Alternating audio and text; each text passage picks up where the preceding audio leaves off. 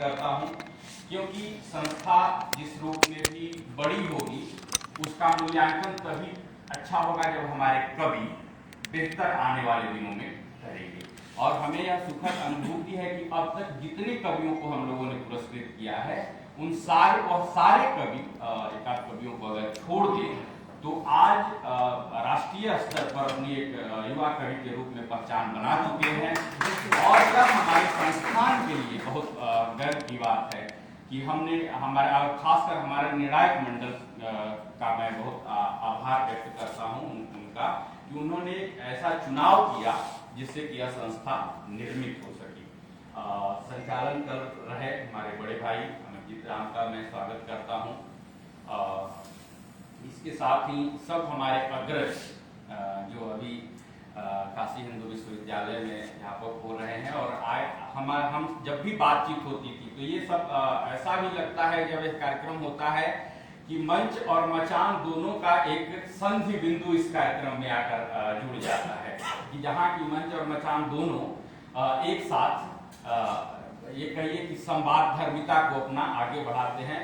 तो बड़े भाई प्रभात मिश्र, विवेक सर, रविशंकर भैया, महेंद्र सर, मैम और जितने भी हमारे बाहर से आए हुए साथी हैं, उन सबका मैं इस संस्थान के तरफ से, भोजपुरी अध्ययन केंद्र के तरफ से स्वागत करता हूं और यह उम्मीद दिलाता हूं कि आने वाले दिनों में हम इससे भी जितना बेहतर हमसे हो पड़ेगा इस संस्थान के द्वारा वह हम कार्यक्रम करेंगे, और नए से नए कवियों को, नए से नए सृजनात्मकता के पौध को हम एक मंच देंगे, जो खासकर इस संस्थान का उद्देश्य है। और दूसरा उद्देश्य यह है कि रविशंकर उपाध्याय जिस साहित्यिक माहौल को कैंपस के में स्थापित करना चाहते थे या देखना चाहते थे कि बच्चों के बीच कैसे कविता, कहानी, विचार या कोई भी नई से नई किताब आती है उस किताब पर चर्चा कैसे की जाए, यह जो आपाधापी रहती थी कि कौन पहले पढ़ ले, कौन बता ले किस पत्रिका में किसका, ये सारा संरचना बना रहे। और हमारे जितने युवा साथी हैं जो इस संस्थान के से जुड़ने के लिए या संस्थान के कार्यक्रम में आते हैं, वह हमारे सबसे बड़ी उम्मीद है इस संस्थान का भी और रविशंकर उपाध्याय के स्मृति का भी। तो जितने छात्र यहाँ आए हैं, जितने और लोग यहाँ आए हैं जो रविशंकर उपाध्याय से जुड़े हैं, संस्थान के तरफ से मैं सबका बहुत बहुत स्वागत करता हूँ, अभिनंदन करता हूँ। साथ ही अब स्थितियाँ थोड़ी ठीक हुई हैं, और यह कहिए कि सामाजिक समरसता की स्थितियाँ भी मैंने अब थोड़ी ठीक हुई हैं जिस महामारी के दौर से हम निकले हैं। और जो हमारे सदस्य इस कमेटी के हैं उनकी भी स्थितियाँ ठीक हुई हैं। तो हमारी कमेटी ने सर्वसम्मति से यह निर्णय लिया है कि इस कार्यक्रम की जो पुरस्कार राशि है, पहले चूंकि हम लोग छात्र थे तो 5,000 रुपए अपने कवि को हम सम्मानित करते थे, अब उस पुरस्कार की राशि को बढ़ाकर 10,000 रुपए करने की 10,000 रुपए हम एक कवि को पुरस्कृत करते हैं, तो देते हैं, इसलिए कि हमारे पास जैसे जैसे संसाधन बढ़ेंगे वैसे वैसे यह संस्थान राशि भी बढ़ाएगी, बड़े कार्यक्रम का भी आयोजन करेगी। और सबसे जो जरूरी है कि कार्यक्रम कराना ही मेरा उद्देश्य नहीं है, उस कार्यक्रम में नए से नए लोगों को जोड़ा जाए, उनको कैसे मंच दिया जाए, कैसे सृजनात्मकता की नई पौध तैयार की जाए, यही इस संस्थान का उद्देश्य भी है। इन्हीं सारे शब्दों के साथ मैं बहुत अधिक समय न लेते हुए अपनी बात को करता हूँ, और मैं अपने अतिथियों का, आप सभी का एक बार पुनः स्वागत करता हूँ।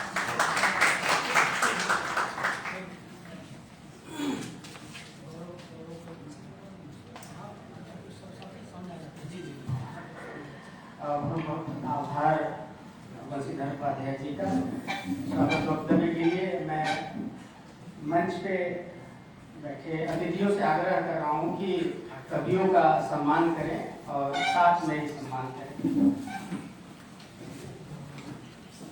आप लोग गोलेंद्र पटेल का सम्मान करें, गौरव का सम्मान करें, युवा कवि गौरव का सम्मान करेंगे मुख्य अतिथि। हाँ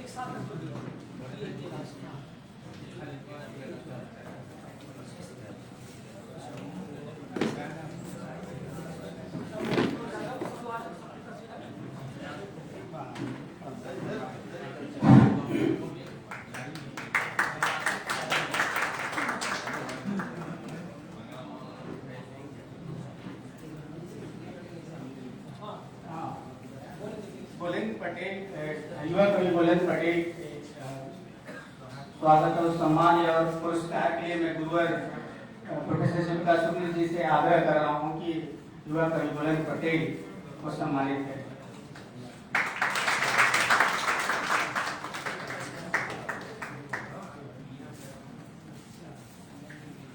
मित्रों, रामधारी सिंह दिनकर ने लिखा है कि दबी सी आग हूँ भीषण सुधा की, दलित का मौन हाहाकार हूँ मैं, सुनूं क्या सिंधु मैं गर्जन तुम्हारा, स्वयं धर्म का हुंकार हूँ मैं।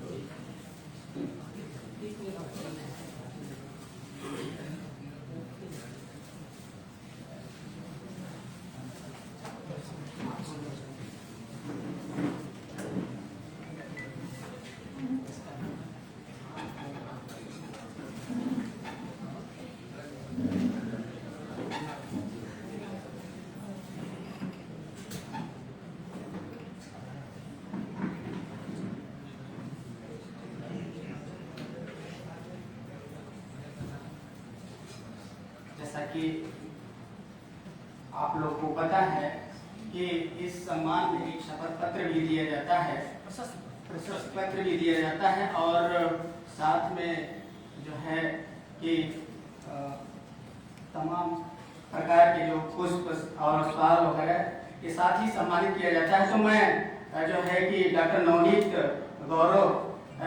नवनीत से आग्रह कर रहा हूँ कि वो गौरव को के उस प्रशस्ति पत्र को वाचन करने के लिए मंच पे।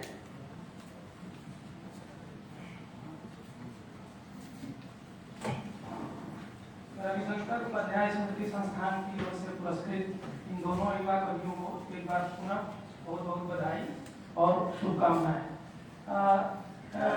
रविशंकर उपाध्याय स्मृति संस्थान परिवार को निरंतर समृद्ध होते देखना एक सदस्य के रूप में बेहद ही अपार हर्ष और गर्व का विषय है। लेकिन इसके साथ एक और जरूरी बात है कि इस संस्थान से का जो भविष्य है वह इन पुरस्कृत कवियों के भविष्य से जुड़ा हुआ है। तो इस रूप में मैं इनको मंगल कामनाएं देता हूं उनके उज्जवल भविष्य के लिए कि निरंतर आगे बढ़ते रहें ताकि हम लोग का संस्थान का भविष्य भी उज्जवल रहे। चूंकि मुझे बुलाया गया था प्रशस्ति पत्र पढ़ने के लिए, लेकिन कुछ बातें कहनी जरूरी थी और एक सदस्य के रूप में मैं जरूरी समझता था, इसलिए मैंने कहा। डॉक्टर रविशंकर उपाध्याय स्मृति संस्थान के तत्वावधान में युवा कवि रविशंकर उपाध्याय की स्मृति में प्रतिवर्ष दिया जाने वाला रविशंकर उपाध्याय स्मृति युवा कविता पुरस्कार इस वर्ष हिंदी के युवा कवि गौरव भारती को दिया जा रहा है। इन्हें यह पुरस्कार देते हुए संस्थान गौरव का अनुभव कर रहा है। 1 सितंबर 1993 को बेगूसराय बिहार में जन्मे गौरव भारती वर्तमान में जवाहरलाल नेहरू विश्वविद्यालय के भारतीय भाषा केंद्र से शोध कर रहे हैं। वे साहित्यिक रुचि रखने वाले सचेत रचनाकार हैं तथा वर्तमान युवा कविता के उभरते हुए एक संभावनाशील कवि हैं। इनकी प्रकाशित कविताओं के आधार पर निर्णायक मंडल ने के सम्मानित सदस्य प्रसिद्ध कवि मदन कश्यप ने इनके नाम की अनुशंसा करते हुए कहा है कि युवा कवि गौरव भारती उन थोड़े रचनाकारों में हैं जो मनुष्य के संघर्ष को समाज के संघर्ष से जोड़कर देखते हैं। उनके सामाजिक सरोकार के विस्तार में राजनीतिक अंतर्दृष्टि की भूमिका को स्पष्ट देखा जा सकता है। गौरव की कविता में जिस्म पर कीड़े की तरह रेंगते वक्त की अनुभूति है तो नानी के थपकियों की स्मृति भी। प्रेम की अभिव्यक्ति में भी उनकी किसान चेतना कविता के भीतर एक नया सौंदर्य रूप रचती है। संस्थान अपने प्रिय कवि की स्मृति में निर्णायक मंडल द्वारा सर्वसम्मति से लिए गए निर्णय के आधार पर इनको यह पुरस्कार समर्पित करते हुए गौरवान्वित है। हम इनके उज्जवल भविष्य की कामना करते हैं और उम्मीद करते हैं कि आने वाले दिनों में इनके द्वारा हिंदी कविता को एक नई पहचान मिलेगी।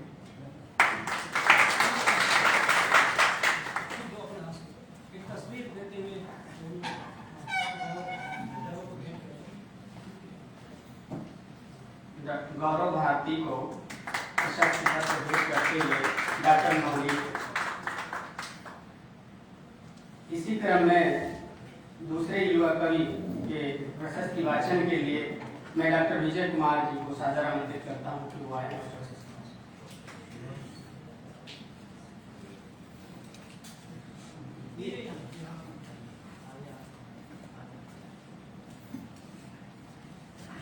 नमस्कार। यहाँ उपस्थित गुरुवृंद और विद्वजन, फिर विश्वविद्यालय से अच्छी दुनिया के अग्रज और आप सभी साथियों, यहाँ पर हम लोग उपस्थित हुए हैं रविशंकर उपाध्याय स्मृति संस्थान पुरस्कार, जो एक लगभग अब देखते देखते इस पड़ाव पर पहुंच चुका है जहाँ पे एक जिम्मेदारियों का वहन हम सभी लोग जो इस संस्थान से जुड़े हुए हैं और जो लोग इससे पुरस्कृत हो रहे हैं उनके कंधों पर आ चुका है। तो यहाँ से पुरस्कार के साथ एक जिम्मेदारी है कि आगे हम कितनी छलांग लगा सकते हैं या किस तरह जाएंगे। तो यह एक बहुत ही संधि और संक्रमण का काल है जहाँ पे हम सभी लोग उपस्थित हैं। तो ऐसे दौर में कोरोना महामारी की वजह से हम लोग यह कार्यक्रम नहीं कर पाए। पिछले 2 वर्ष सांकेतिक तौर पे पिछले साल हम लोग कार्यक्रम यही भोजपुरी अध्ययन केंद्र के सामने में करके जो कवि भाई गोलेंद्र हैं इनको पुरस्कृत किया गया था, लेकिन आज एक विधिवत कार्यक्रम के तहत यह आयोजन हम लोग कर रहे हैं। तो जो चयन मंडल है किन बिंदुओं का आधार बनाकर कवि भाई गोलेंद्र को यह पुरस्कार प्रदान किया है, उस पर प्रशस्ति पत्र यहाँ मौजूद है जिसका वाचन मैं आप लोगों के सामने कर रहा हूँ। डॉक्टर रविशंकर उपाध्याय स्मृति संस्थान वाराणसी प्रशस्ति पत्र। रविशंकर उपाध्याय स्मृति युवा कविता पुरस्कार 2022। डॉक्टर रविशंकर उपाध्याय स्मृति संस्थान के तत्वाधान में युवा कवि रविशंकर उपाध्याय की स्मृति में प्रतिवर्ष दिया जाने वाला रविशंकर उपाध्याय स्मृति युवा कविता पुरस्कार इस वर्ष हिंदी के युवा कवि गोलेंद्र पटेल को दिया जा रहा है। इन्हें यह पुरस्कार देते हुए संस्थान गौरव का अनुभव कर रहा है। 5 अगस्त 1999 को खजूरगांव चंदौली उत्तर प्रदेश में जन्मे गोलेंद्र पटेल वर्तमान में काशी हिंदू विश्वविद्यालय के हिंदी विभाग में परास्नातक के छात्र हैं। इनकी काव्य रुचि और रचनात्मकता को ध्यान में रखते हुए निर्णायक मंडल ने उन्हें इस वर्ष के पुरस्कार के लिए चुना है।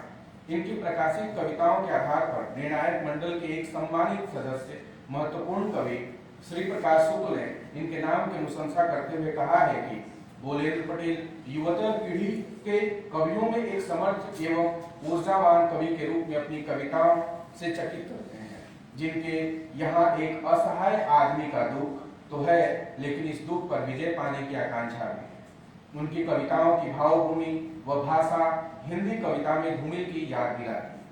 कह सकते हैं कि निराशा में निराकरण के कवि के रूप में लक्षित किए जाने योग्य गोलेंद्र हिंदी कविता के शानदार भविष्य हैं, जिनके यहाँ संवेदना का विस्तार है और अभिव्यक्ति का संघर्ष चकित करता है। संस्थान अपने प्रिय कवि के स्मृति में निर्णायक मंडल द्वारा सर्वसम्मति से लिए गए निर्णय के आधार पर इनको यह पुरस्कार समर्पित करते हुए गौरवान्वित है।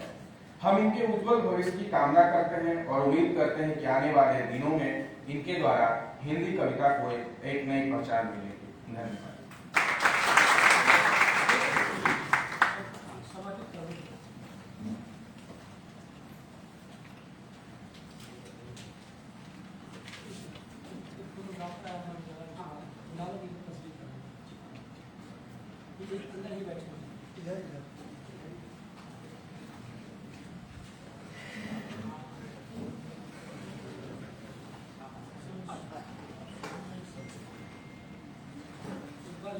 जी, एक बार पुनः आप सभी से अनुरोध है कि मीडिया के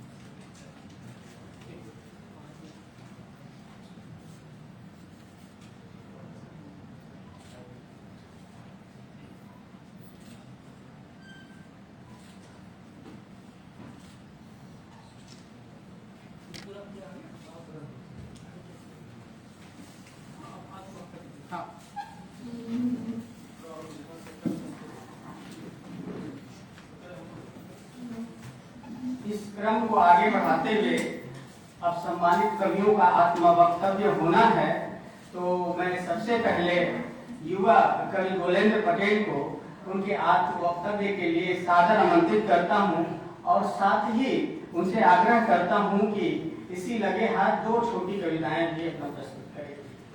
गोलेंद्र पटेल।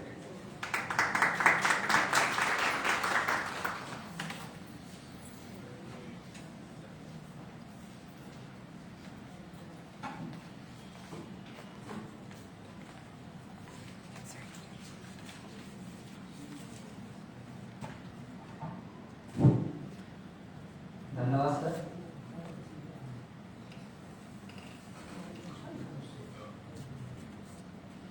सम्मानित मंच, प्रिय मार्गदर्शकों व साहित्यिक साथियों, आप सभी को मेरा आत्मिक अभिवादन, अभिनंदन व वंदन। मुझे इस पुरस्कार के योग समझने के लिए रविशंकर उपाध्याय स्मृति युवा कविता पुरस्कार के पारखी पद प्रदर्शकों के प्रति तहे दिल से आभार। इतनी विपरीत परिस्थितियों में भी हमें याद करने के लिए संस्था के सचिव डॉक्टर बंशीधर उपाध्याय सर का बहुत बहुत धन्यवाद। परंपरा के पद से परिचित होना अच्छी बात है, पर उस पर चलना अच्छी बात नहीं है। इसलिए मैं प्रसन्नता के साथ इस पुरस्कार को परंपरा के पद के जीर्णोद्धार की जिम्मेदारी के रूप में स्वीकार कर रहा हूँ, न कि उस पर चलने के लिए। साहित्य के संसार में किसी भी सर्जक को शपथ से पहले अपनी सड़क स्वयं चुनना होता है। यह सम्मान केवल मेरा नहीं, बल्कि मेरे कार्य खनिजों का सम्मान है, मेरे साथियों का सम्मान है, मेरे उपजितियों का सम्मान है। मैं अपनी कविता पर अपना आत्मवक्तव्य देने से पहले अपने काव्य गुरु श्री प्रकाश शुक्ल जी के बारे में 2 शब्द कहना चाहता हूँ। यह मेरे मित्रों की भी इच्छा है। बराबर बात यह है कि आत्मा के अंधेरे में काव्य मणि मेरे कार्य गुरु के चयन में स्वामी विवेकानंद जी के चरित्र का चिराग सहायक रहा है। गुरुओं ने भले ही मुझे अपना शिष्य स्वीकार करने में मेरी परीक्षा न लिया हो, पर मैंने अपने गुरु के चयन में कई गुरुओं की परीक्षा लिया है।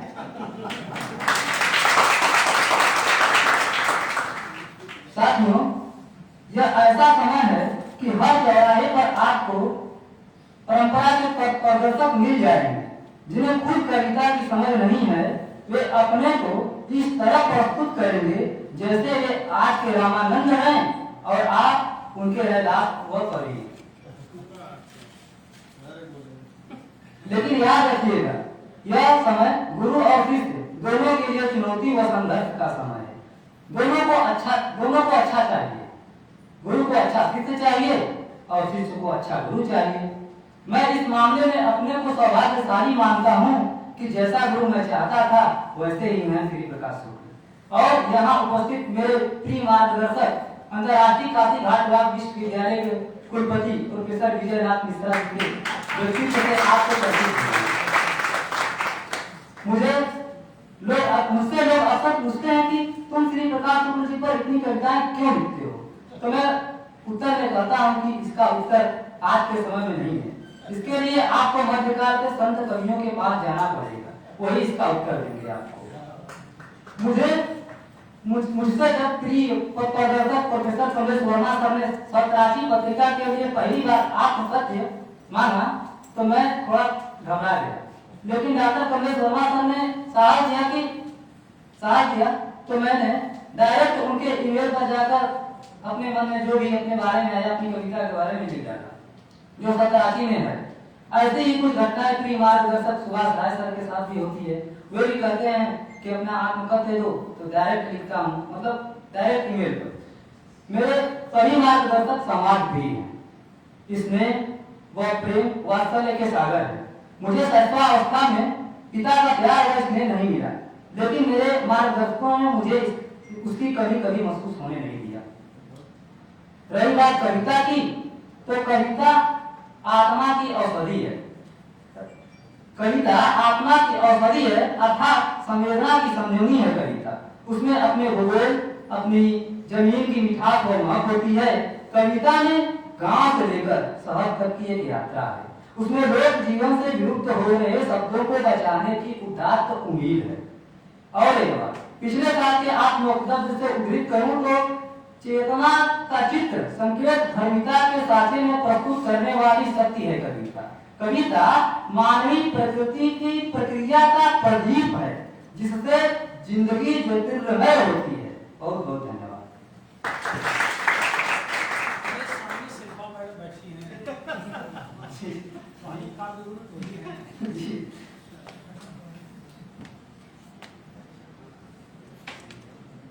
लगे आते गंगा में गुरु, क्योंकि पिछले सप्ताह जिस तरह से दोनों गुरु हमारे मार्गदर्शक गंगा को लेकर चिंतित हैं, तो मैं उसी पर एक कविता प्रस्तुत कर दे रहा हूँ। साथियों का भी आग्रह है कि अपने गुरु को एक कविता सुना दीजिएगा।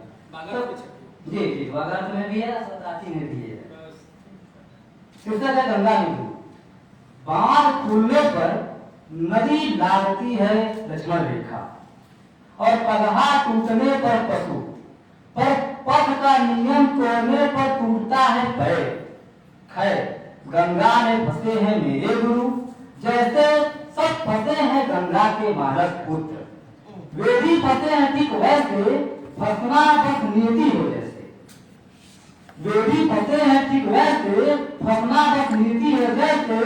नदी भूल गई है अपना पथ अपना घर, वह किनारे के कपाट खटखटा रही है, कह रही है थोड़ी देर विश्राम करने के लिए मैं आई हूँ आपके घर, आपके गांव शहर जो कि कभी मेरा था।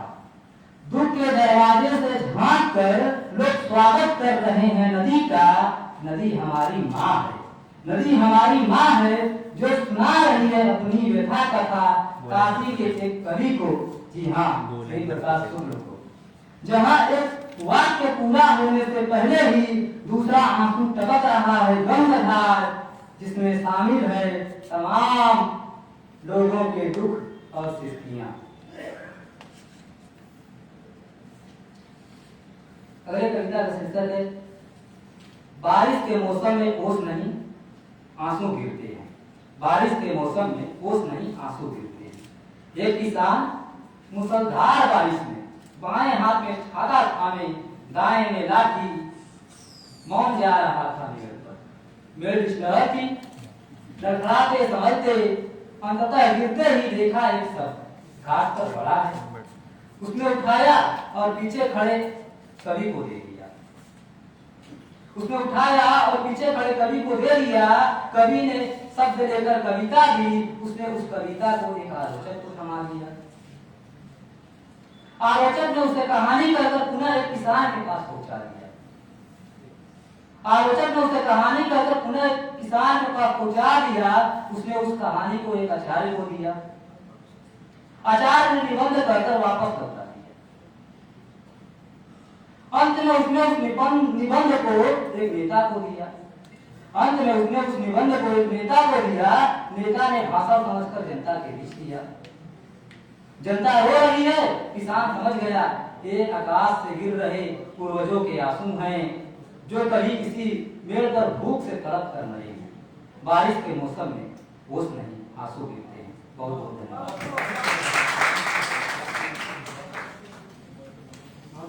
आभार गोलेंद्र। इसी क्रम में मैं दूसरे युवा कवि गौरव भारती को उनके आत्मवक्तव्य के लिए सादर आमंत्रित करता हूं और दो पंक्तियां अदम गौरवी का प्रस्तुत करता हूं कि आज़ादी का वो जश्न मनाए तो किस तरह, आज़ादी का वो जश्न मनाए तो किस तरह, जो आ गए फुटपाथ पर घर की तलाश में, जनता के पास एक ही चारा है बगावत, यह बात कह रहा हूँ होशो हवास में।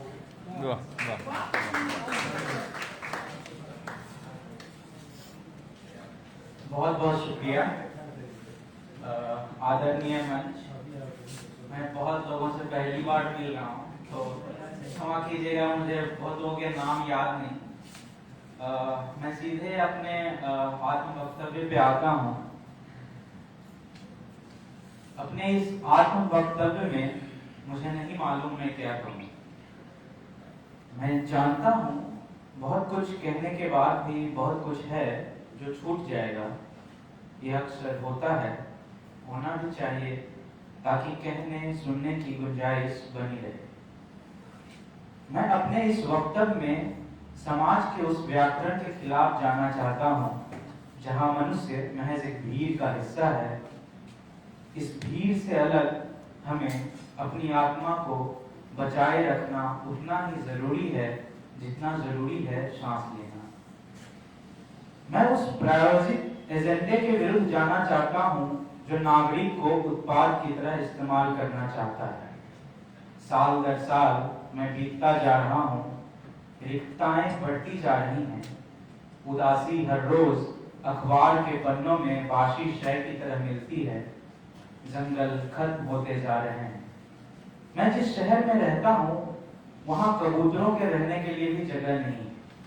कबूतर अब कोई गजल नहीं गुनगुनाता, उन्होंने मनुष्य से अपने दर्द को बयां करना बंद कर दिया है।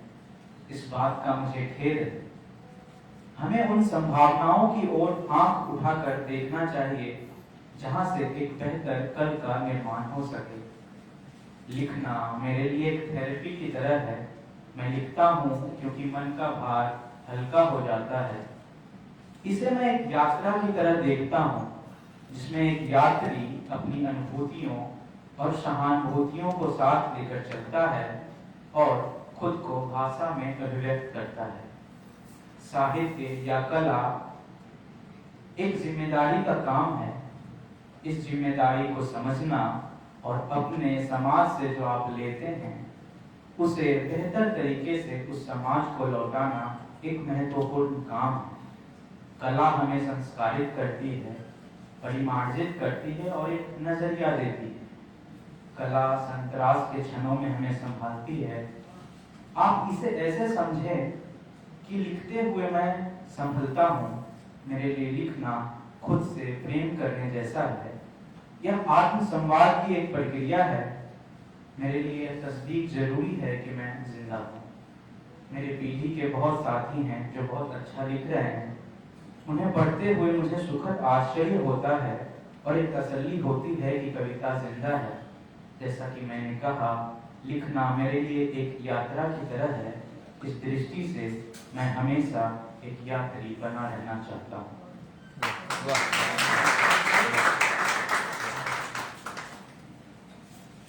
अब मैं कुछ कविताएं पढ़ता हूँ। मेरी पहली कविता है, इसका शीर्षक है नैराश्य। जो मुझे भूल गए मैंने उन्हें भी याद रखा। जो मुझे भूल गए मैंने उन्हें भी याद रखा। जिन्होंने मुझे याद किया उनके लिए दुआएं मांगी। मैंने खूब किया इंतजार शजर की तरह, फिर एक दिन चिड़िया बन उड़ गया। मैं कभी गरजा बादलों की तरह तो कभी बारिश सा बरस पड़ा। कभी थिरका तो खूब थिरका लोक गीतों की धुन पर। कभी रोया तो खूब रोया बंद कमरे की बत्ती बुझाकर। मैं बार बार लौटता रहा अपने गांव। बदलती हवा को सूंघता रहा हर बार। मैं तलाशता रहा पगडंडियां, मुझे सड़कें मिली।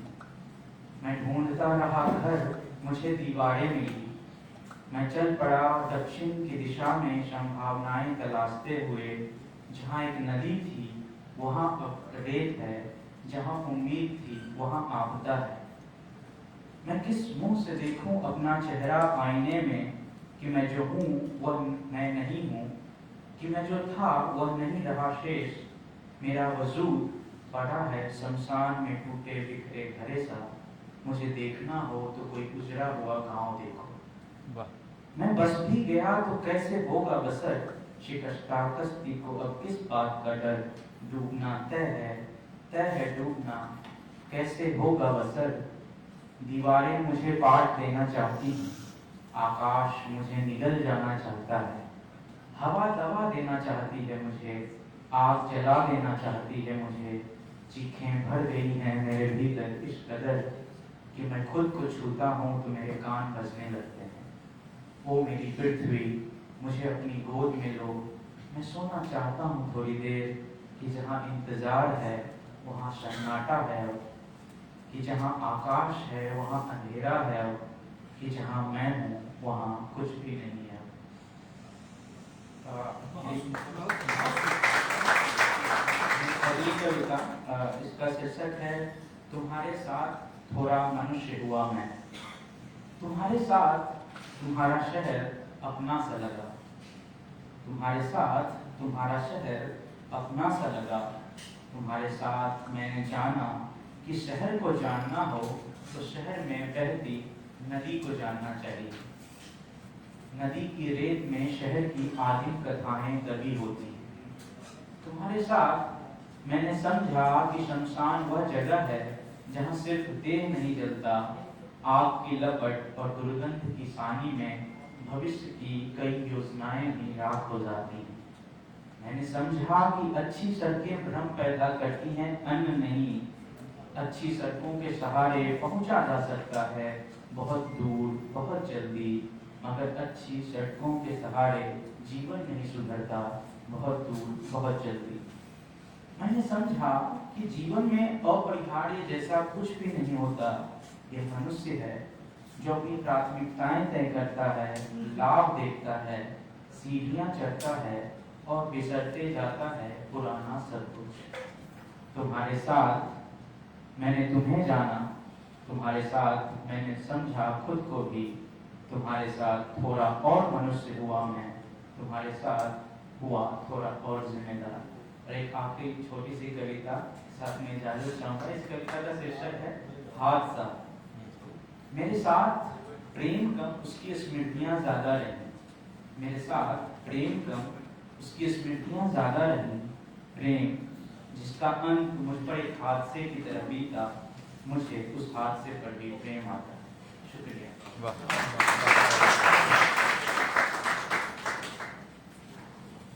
बहुत आभार गौरव भारती जी, आपके महत्वपूर्ण आत्मवक्तव्य और सुंदर कविताओं के लिए।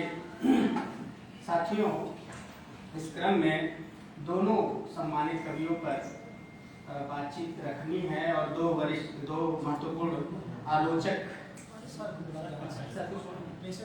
अच्छा, चूंकि हमारे यहाँ मुख्य अतिथि जी प्रोफेसर विजयनाथ मिश्र जी आज हैं और तमाम व्यस्तताओं में हैं और कई कार्य छोड़ करके हमारे यहाँ उपस्थित हैं, तो मैं सर से आग्रह करता हूँ कि सर आएं और बात।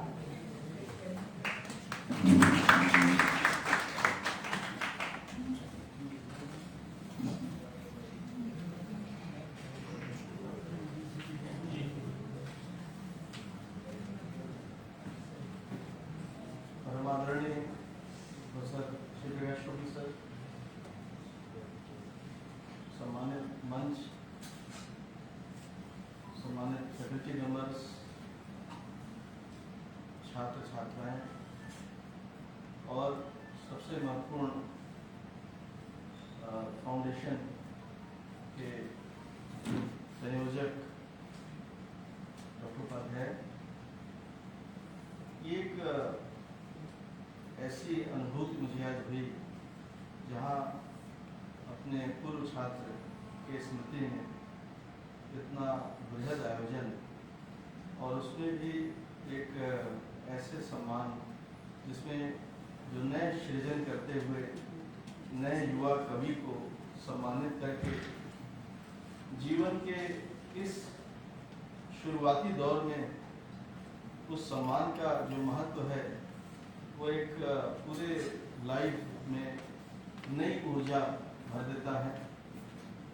मैं बहुत बहुत बधाई देता हूँ डॉक्टर उपाध्याय साहब को और पूरे भोजपुरी केंद्र को और खास करके प्रोफेसर श्री प्रकाश शुक्ल जी को कि जिन्होंने इस महान कार्य को इतने बढ़िया से आगे बढ़ाया।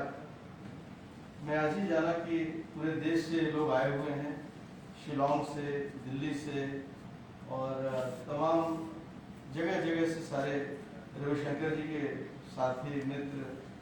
तो ये बहुत बड़ा कार्य है और बहुत ही एक इनोवेटिव आइडिया है, सबको फॉलो करना चाहिए और मैं बहुत बहुत बधाई देता हूँ। चूँकि मैं कवि नहीं हूँ लेकिन एक चिकित्सक होने के नाते कभी कभी कविता हम लोगों से टकराती जरूर। भोजपुरी कविता को कोट मानूं? तो भोजपुरी केंद्र आने पर वो कविता सुनामी की तरह कई बार टकराती है। उसी तरह आज गोलेंद्र पटेल और हमारे गौरव जी की रचनाओं को मैंने सुना। जाते तो नहीं कहूँगा, केवल एक बात कह के अपनी बात खत्म करूँगा। 2016 में जब मैं नोबल म्यूजियम स्टॉकहोम गया था, वहाँ म्यूजियम में एक कैंची लटकी हुई, तमाम चीजें लटकी हैं, जगह जगह सब चीज लिखी हुई है। तो कैंची जहाँ लटकी है वहाँ लिखा है कि इस कैंची ने भी एक नोबेल प्राइज दिया था। तो किसी चीज को छोटा मत मानिएगा। वो कैंची एक गृहिणी की कैंची थी, जो घर में खाली रहते हुए उन्होंने शब्दों को काटना शुरू किया, और शब्दों को काटते काटते उन्होंने अपने आप को एक राइटर बना दिया। और 2009 का जब नोबेल प्राइज हर्टा मुलर को दिया गया, तो उनकी राइटिंग्स में वो संवेदना थी जो रोमेनियन वॉर में, सेकेंड वर्ल्ड वॉर के जो रोमेनिया के वॉर हुआ, उसमें जो क्रूएल्टी, जो हिंसा और जो कष्ट रहा, हर्टा मुलर ने अपने पेन से उनको लिख के दुनिया को दिखाया कि तुम शासक जरूर होगे, लेकिन जब मैं लिखूंगी तो तुम्हारा शासन धाराशाही हो जाएगा। इस भोजपुरी केंद्र के इस सभागार में मैं यही आप लोगों से कहना चाहता हूँ कि ठीक है, कविता और कविता तो चलेगी, लेकिन आपकी भूमिका बहुत ज्यादा है, बहुत बड़ी भूमिका है। जो शब्द हम न कह पाए वो आप कहते हैं। और हमारा दिमाग भी दो तरह का दिमाग हमारे ब्रेन में है। एक है जो शब्दों को बोलता है, एक है जो गा के बोलता है। तो जो गाने वाला ब्रेन है वो लकवा में प्रभावित नहीं होता। आप लकवा के मरीज जो बोल ना पावे तो उसको हम गाना गवाते हैं, कीर्तन गाओ, गाना गाओ, तो तुरंत गाने लगेगा, क्योंकि उसका ब्रेन अलग होता है। तो ये जो ब्रेन की संरचना है, इसको जिसने डेवलप कर लिया, देखिए गृहिणी को भी नोबेल प्राइज मिला। तो मैं यही आप लोगों से कहूंगा कि ऐसा गुरु, ऐसे सम्मानित मंच और इधर बैठे हुए तमाम फैकल्टी मेंबर्स, इनके रहने के बावजूद भी अगर आप न लिख पाए तो हंसी मजाक के कवि तो हो सकते हैं, लेकिन वो जो कवि मैं कह रहा हूँ वो हंसी मजाक से भी आगे की कविता है, और उसको जरूर कभी न कभी लिखिएगा। यही शायद इन दोनों कवियों में थोड़ा ये दिखा। और मैं तो गोलेंद्र को यही सुना था पहली बार जब हम लोगों ने कहा कि नहीं सर, इनको कुछ अलग से भी पुरस्कार दिया जाना चाहिए। पुरस्कार आप ही दिया था। हमने कहा मतलब आपसे मैंने कहा।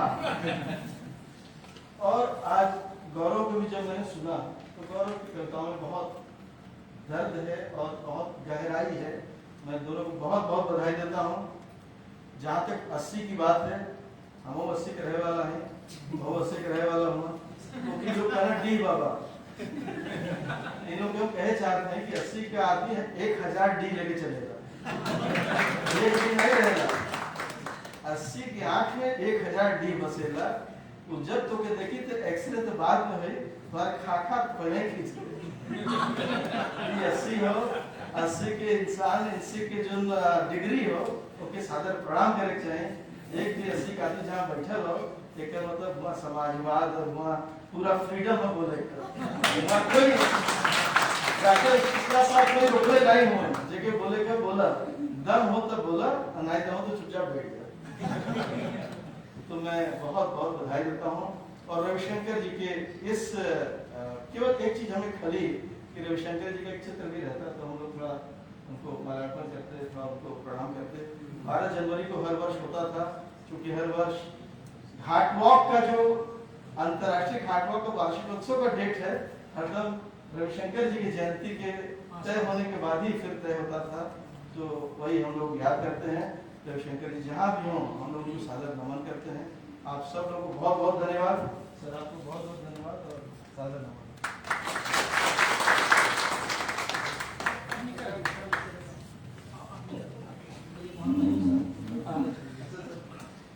आभार सर आपके इस महत्वपूर्ण उद्बोधन के लिए, और आपने अपना महत्वपूर्ण समय निकाला हम सबके लिए।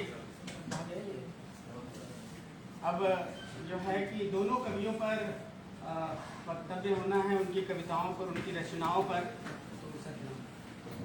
मैं सबसे पहले प्रखर युवा आलोचक विंध्याचल यादव जी को गौरव भारती की रचनाओं पर बातचीत करने के लिए सादर आमंत्रित करता हूं।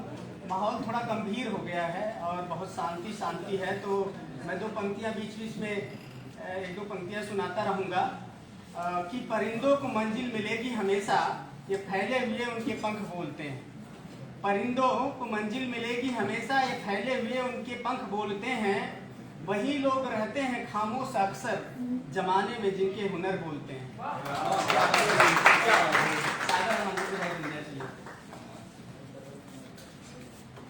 बहुत बहुत धन्यवाद।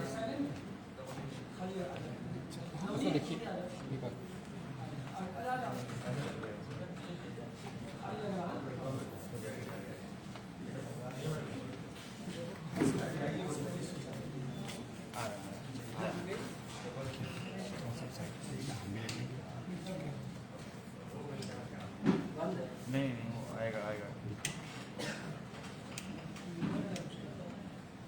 नहीं आ रहा।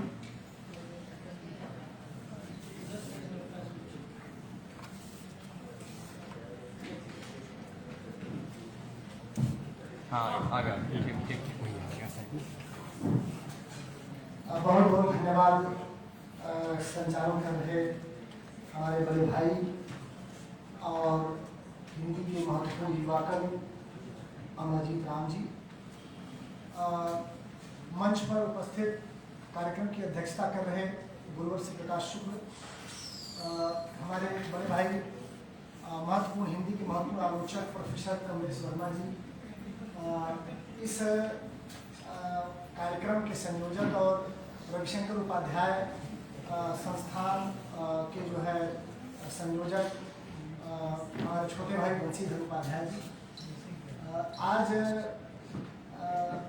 जिन दो कवियों के निमित्त ये कार्यक्रम हो रहा है, गोलेंद्र और गौरव, हमारे कक्ष में इस सभागार में बैठे हुए बड़े भाई महेंद्र कुशवाहा जी, डॉक्टर प्रभात मिश्र जी, बड़े भाई विवेक सिंह, रविशंकर उपाध्याय, रविशंकर सोनकर और शैलेंद्र भैया, विजय और सभी शोध छात्र छात्राओं तथा एमए और अन्य जो छात्र छात्राएं हैं, सभी का मैं जो है यहाँ अपनी तरफ से हार्दिक स्वागत कर रहा हूँ।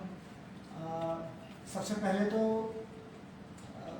गौरव भारती और गोलेंद्र दोनों भाइयों को आज के इस कविता पुरस्कार समारोह के लिए बहुत दिल से बधाई देता हूँ, उसे स्वीकार करें। और ये कार्य जो मुझे दिया गया है कि गौरव भारती की कविताओं पर बोलने के लिए, दोस्तों यह समय जो है आज सम्मान का है और प्रशस्ति वाचन भी हो ही चुका है। तो प्रशस्ति और आलोचना दोनों एक साथ अगर आमने सामने खड़ी की जाए तो बड़ी विकट स्थिति आलोचना के सामने हो जाती है। तो मैं समझता हूँ कि यह दिन जो है शुभकामनाओं का ज़्यादा है और उनकी कविताओं से आपका परिचय जरूर कुछ करवाना चाहूँगा। आलोचना जैसी कोई बात नहीं है। उसका कारण यह भी है कि अभी ये कवि लिखना शुरू कर रहे हैं, लिख रहे हैं और 30-35 कविताएं पढ़कर किसी कवि की आलोचना कर देना या उसका कोई मुकाम तय करना, यह खतरे से खाली नहीं। यह आलोचक के लिए भी और उस रचनाकार के लिए भी, और पाठक भी उसका निर्णय नहीं कर सकता। तो यह बहुत सहज स्थिति है। गौरव की कुछ 25-30 कविताएं मैंने पढ़ी हैं। उन कविताओं के बीच जो बातें मुझे सीधे तौर पर असर करती हैं, उनमें एक महत्वपूर्ण बात जो मैं कहना चाह रहा हूँ, उसमें से एक बात ये कि हिंदी कविता की खास आदत ये है कि कि वह अपनी बात कहने के लिए अक्सर प्रकृति के उपादान या प्रकृति के उपमान का सहारा लेती है, या जिसको हम काव्यशास्त्र की भाषा में कहें तो उसका वो आश्रय लेती है। यह बात छोटी नहीं, वो इसलिए क्योंकि जिस माने पूंजीवाद और घनघोर मशीनीकरण के दौर में हम हैं, माने संचार और सूचना क्रांति के बाद तो और भी ज़्यादा, हम जितनी बार अपनी प्यारी पत्नी को नहीं देखते उतनी उससे ज़्यादा बार अपने मोबाइल का वो जो है माने फेसबुक खोलते हैं। कहने का मतलब बहुत ज़्यादा इंगेज हैं हम तकनीक से। उसकी वजह से भी रिश्तों में कैसे खटास और चीज़ें कैसे दूर माने रिश्तों में दूरियां आई हैं, संवेदना का कैसे क्षरण हुआ, इस पर हमारे समय के बहुत से कवियों ने कविताएं लिखी हैं। अभी श्री प्रकाश शुक्ल का ही वो कविता संकलन जो नया वाला आया है, उसमें जो है वाया नई सदी में इस पर इन समस्याओं पर कविताएं हैं। तो जब हम भाषा में अपने जो है माने जो ऑब्जेक्टिव को रिलेटिव बनाते हैं, वो जब प्रकृति से उठाते हैं, तो मनुष्य संस्कृति और सभ्यता के यंत्रीकरण के खतरे से और उसकी संवेदना के छीजने और क्षरण होने के खतरे से भी भाषा और सभ्यता को बचा रहे होते हैं। जैसे गौरव भारती की कविताएं पढ़ते हुए, जैसे अभी वो एक कविता पढ़ रहे थे जिसमें उन्होंने गर्जन के लिए माने जब गर्जना शब्द की बात आई तो उन्होंने बारूद की गर्जना की बात नहीं की, बादल की गर्जना की बात की। माने क्रेन जो है या जेसीबी पत्थर तोड़ रहा हो उससे माने जेसीबी की गर्जना की बात वो नहीं कर रहे हैं। कविता में आई तो बादल की गर्जना, या जब चमक की बात वो करते हैं तो स्वाभाविक तौर पर वो बिजली की चमक की बात करते हैं। तो और बिजली की चमक पर तो जयशंकर प्रसाद ने आप जानते ही हैं कि बिजली का फूल ही खिला दिया, खिला हो जब बिजली का फूल। या जब गहन अंधकार की बात आती है तो चाहे वो निराला हो और चाहे प्रसाद उस है मानिशा में केवल जलती मसाल है, एक चमक है, या घन तिमिर में एक चपला की रेख प्रसाद लिखते। तो ये जो चपला विद्युत कोई खूबसूरत चीज नहीं है, वैसे बहुत वो माने भयंकर बात है, भयंकरता का उसका वो है, सब डरते हैं उससे। लेकिन कवियों ने किस तरीके से प्रकृति के उपादानों का या प्रकृति के इस तरह के अवयवों का भाषा में रचनात्मक इस्तेमाल किया, यह जो चयन है यह दरअसल सभ्यता को और सभ्यता की भाषा के बहाने सभ्यता के सरोकारों को वापस प्रकृति और प्राकृतिक उसकी प्राकृतिकता से या स्वाभाविकता से जोड़ने की प्रक्रिया है। क्योंकि अगर हम कविता में भी बादल और बिजली को नहीं बचा पाएंगे, अपनी भाषा को नहीं बचा पाएंगे, तो अपनी संवेदनाओं में भी नहीं बचा पाएंगे। यही कारण है कि एक कवि रमेश प्रजापति मुजफ्फरनगर के हैं और उन्होंने अपना एक कविता संकलन मुझे भेजा था, मैं नाम भूल रहा हूँ, लेकिन वो उन्होंने मुझसे कहा कि इस पर आप कुछ पढ़ें और अपनी प्रतिक्रिया दें। मैंने बहुत दिनों तक प्रतिक्रिया नहीं दी, तो कवि का आग्रह बार बार आ रहा था और फिर मैंने जो प्रतिक्रिया दी उसके बाद उन्होंने कभी मुझसे बात नहीं, इसलिए कि मेरी प्रतिक्रिया सही नहीं थी। उसका कारण यह है कि उनकी कविताओं में, लेकिन मैं यहाँ तारीफ करूँगा, वो इसलिए कि उनकी कविताओं में अगर चाँद, सूरज, लताएं, फूल, झरने, नदियाँ, इस तरह की जो बड़ी सुकोमल प्राकृतिक तत्व हैं अगल बगल हमारे, उनको अगर छांट दें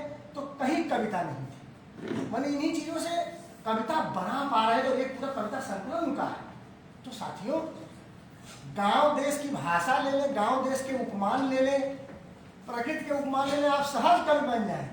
माने ये जैसे मैत्री शरणगुप्त ने लिखा कि राम तुम्हारा काव्य, राम तुम्हारा चरित्र स्वयं ही काव्य है, कोई कवि बन जाए सहज संभाव्य है। राम पर कविता लिखना माने राम का चरित्र इतना बड़ा है, इतना बड़े लोकनायक है कि उस पर कुछ भी आप कहेंगे वो कविता ही हो जाएगी। जैसे अभी गौरव अपना आत्मवक्तव्य पढ़ रहे थे तो वो गद्य भी पढ़ रहे थे, पर लग नहीं रहा था तो गद्य पढ़ रहे, लगा तो कविता ही पढ़ रहे हैं। तो कई बार जब आत्मवक्तव्य माने आदमी बहुत संवेदना से, बहुत दिल की अटल गहराइयों से बोलता है तो स्वाभाविक है वो कविता बन जाएगी। तो एक तो बड़ा काम गौरव की कविताएं करती हैं कि वे भी अपनी हिंदी कविता की परंपरा में, जैसे अन्य कवियों ने भी घूम करके प्रकृति के तत्वों और अवयवों को बार बार भिन्न भिन्न मुद्राओं के लिए इस्तेमाल किया, जिससे मनुष्य की प्रकृति से सन्नद्धता और उसकी तरफ उन्मुख होना बना रहेगा। जब तक भाषा में नेचर, प्रकृति, गांव और ये सारी चीज़ें हैं, तब तक हमारी सभ्यता में रहेंगी, और जब सभ्यता में रहेंगी तो हमारे व्यवहार में रहेंगी, और हमारे व्यवहार में रहेंगी तो हमारे सरोकार और हमारी संवेदनाएं, मनुष्य के रिश्ते जिंदा रहेंगे। इसलिए एक महत्वपूर्ण बात है। और हमारे समय का जो दबाव है, उसमें स्वाभाविक तौर पर आज़ादी के बाद से जो भी कविताएं लिखी गई, उसमें व्यवस्था विरोध की कविताएं बहुत माने प्रमुख प्रवृत्ति है, या कहिए मुख्य प्रवृत्ति। शायद ही कोई कवि हो जिसके यहाँ व्यवस्था विरोध की कविताएं न हो। व्यवस्था का मतलब जो राजनीतिक सत्ता और लोकतंत्र की आलोचना से मेरा है, माने लोकतंत्र की आलोचना पर लगभग सभी कवियों के पास कविताएं हैं। गौरव के पास भी व्यवस्था विरोध और लोकतंत्र की आलोचना की कविताएं मुसलसल मौजूद हैं। बस विलक्षणता ये है कि गौरव ने जितना आड़े हाथों सत्ता को लिया है, माने सरकारों को लिया है, लोकतंत्र में जो भी सत्ता में बैठे हुए लोग रहे हैं आज़ादी के बाद से, उतना ही आड़े हाथों उन्होंने जनता को भी। यह माने अलग बात है थोड़ी। उनकी कई कविताएं ऐसी हैं, जैसे वे चाहते हैं या भोंपू जैसी कविता है, जिसमें गौरव बार बार जो है जनता को भेड़ बकरियों की तरह कहते हैं। माने जनता को भेड़ बकरी से तुलना किया है। आप जानते हैं कि मुहावरा किस तरह का मुहावरा, भेड़ बकरी का मतलब आपके पास कोई दृष्टि नहीं, कोई दिशा नहीं, जिधर हाँका जा रहा है गड़रिया द्वारा, उधर हाँकाए जा रहे हैं, ठीक है। तो ये भेड़ बकरियों की तरह। एक उनकी कविता वे चाहते हैं, जिसमें वे चाहते हैं हम भेड़ हो जाए, जिसे वे जब चाहें हाँक दें। वे चाहते हैं हम कुत्ते हो जाए, जीभ निकाले हुए पूंछ हिलाते रहें बस। वे चाहते हैं हम दुधारू गाय हो जाए, बिना लताड़ खाए जिसे दुहा जा सके साल दर साल। वे चाहते हैं हम मंदर हो जाए, जिसे वह मदारी खूब नचाए। यानी ये जो गौरव की कविताओं में जनता को भी सवाल के घेरे में लिया गया है, यह इस नए कवि की अपनी जो है व्यवस्था विरोध की खास भंगिमा है। और इसी के साथ मैं ये भी बताना चाहूँगा कि साथियों, इतनी कम उम्र में, माने मेरे पास ज़्यादा से ज़्यादा कुल 30-35 कविताएं ही हैं गौरव की, जिनको मैंने पढ़ा। उसमें भी 3-4 कविताएं ऐसी मिली जिसमें वो बूढ़ों की पीड़ा पर, बुजुर्गों की पीड़ा पर, या युवा के तौर पर ही उस कविता को अगर पढ़ें तो उसमें निराशा बहुत है, बहुत माने बड़ा दुख और निराशा कविताओं में दिखती है। यह पहले तो चकित करता है कि भाई इतना यंग लड़का जो अभी पीएचडी पूरी भी नहीं कर पाया है, तो उसकी कविताओं में इतनी निराशा क्यों। लेकिन जब हम समय के साथ उसको जोड़कर पढ़ें, माने आज जिस माने 21वीं सदी के जिस दूसरे दशक में हम हैं और जिस तरह की परिस्थितियों से हम गुजर रहे हैं, माने जो चुनौती एक युवा के सामने है अपने भविष्य निर्माण को लेकर और देश के और समाज में उसकी भूमिका को लेकर के जो पसोपेश की स्थिति बनी हुई है, उसके भीतर से आए माने एक युवा कवि के अंदर इस तरह की निराशा के तत्वों का उभर करके आना, यह अस्वाभाविक नहीं। यानी समय का जो दंश है वह गौरव की कविताओं में युवा को भी जो है काटता है, यानी कि उसे वो पीड़ित करता है। और तीसरी चीज़ कि गौरव, जैसा कि आपने परिचय में सुना भी कि बेगूसराय से दिल्ली है गए हुए हैं, तो ये जो विस्थापन की पीड़ा है वह भी गौरव की कविताओं में है। माने एक जगह से दूसरे जगह जाने पर जो व्यक्ति जो है महसूस करता है, ऐसी इस संवेदना पर केदार जी के यहाँ बहुत, केदारनाथ सिंह के यहाँ बहुत सी कविताएं हैं।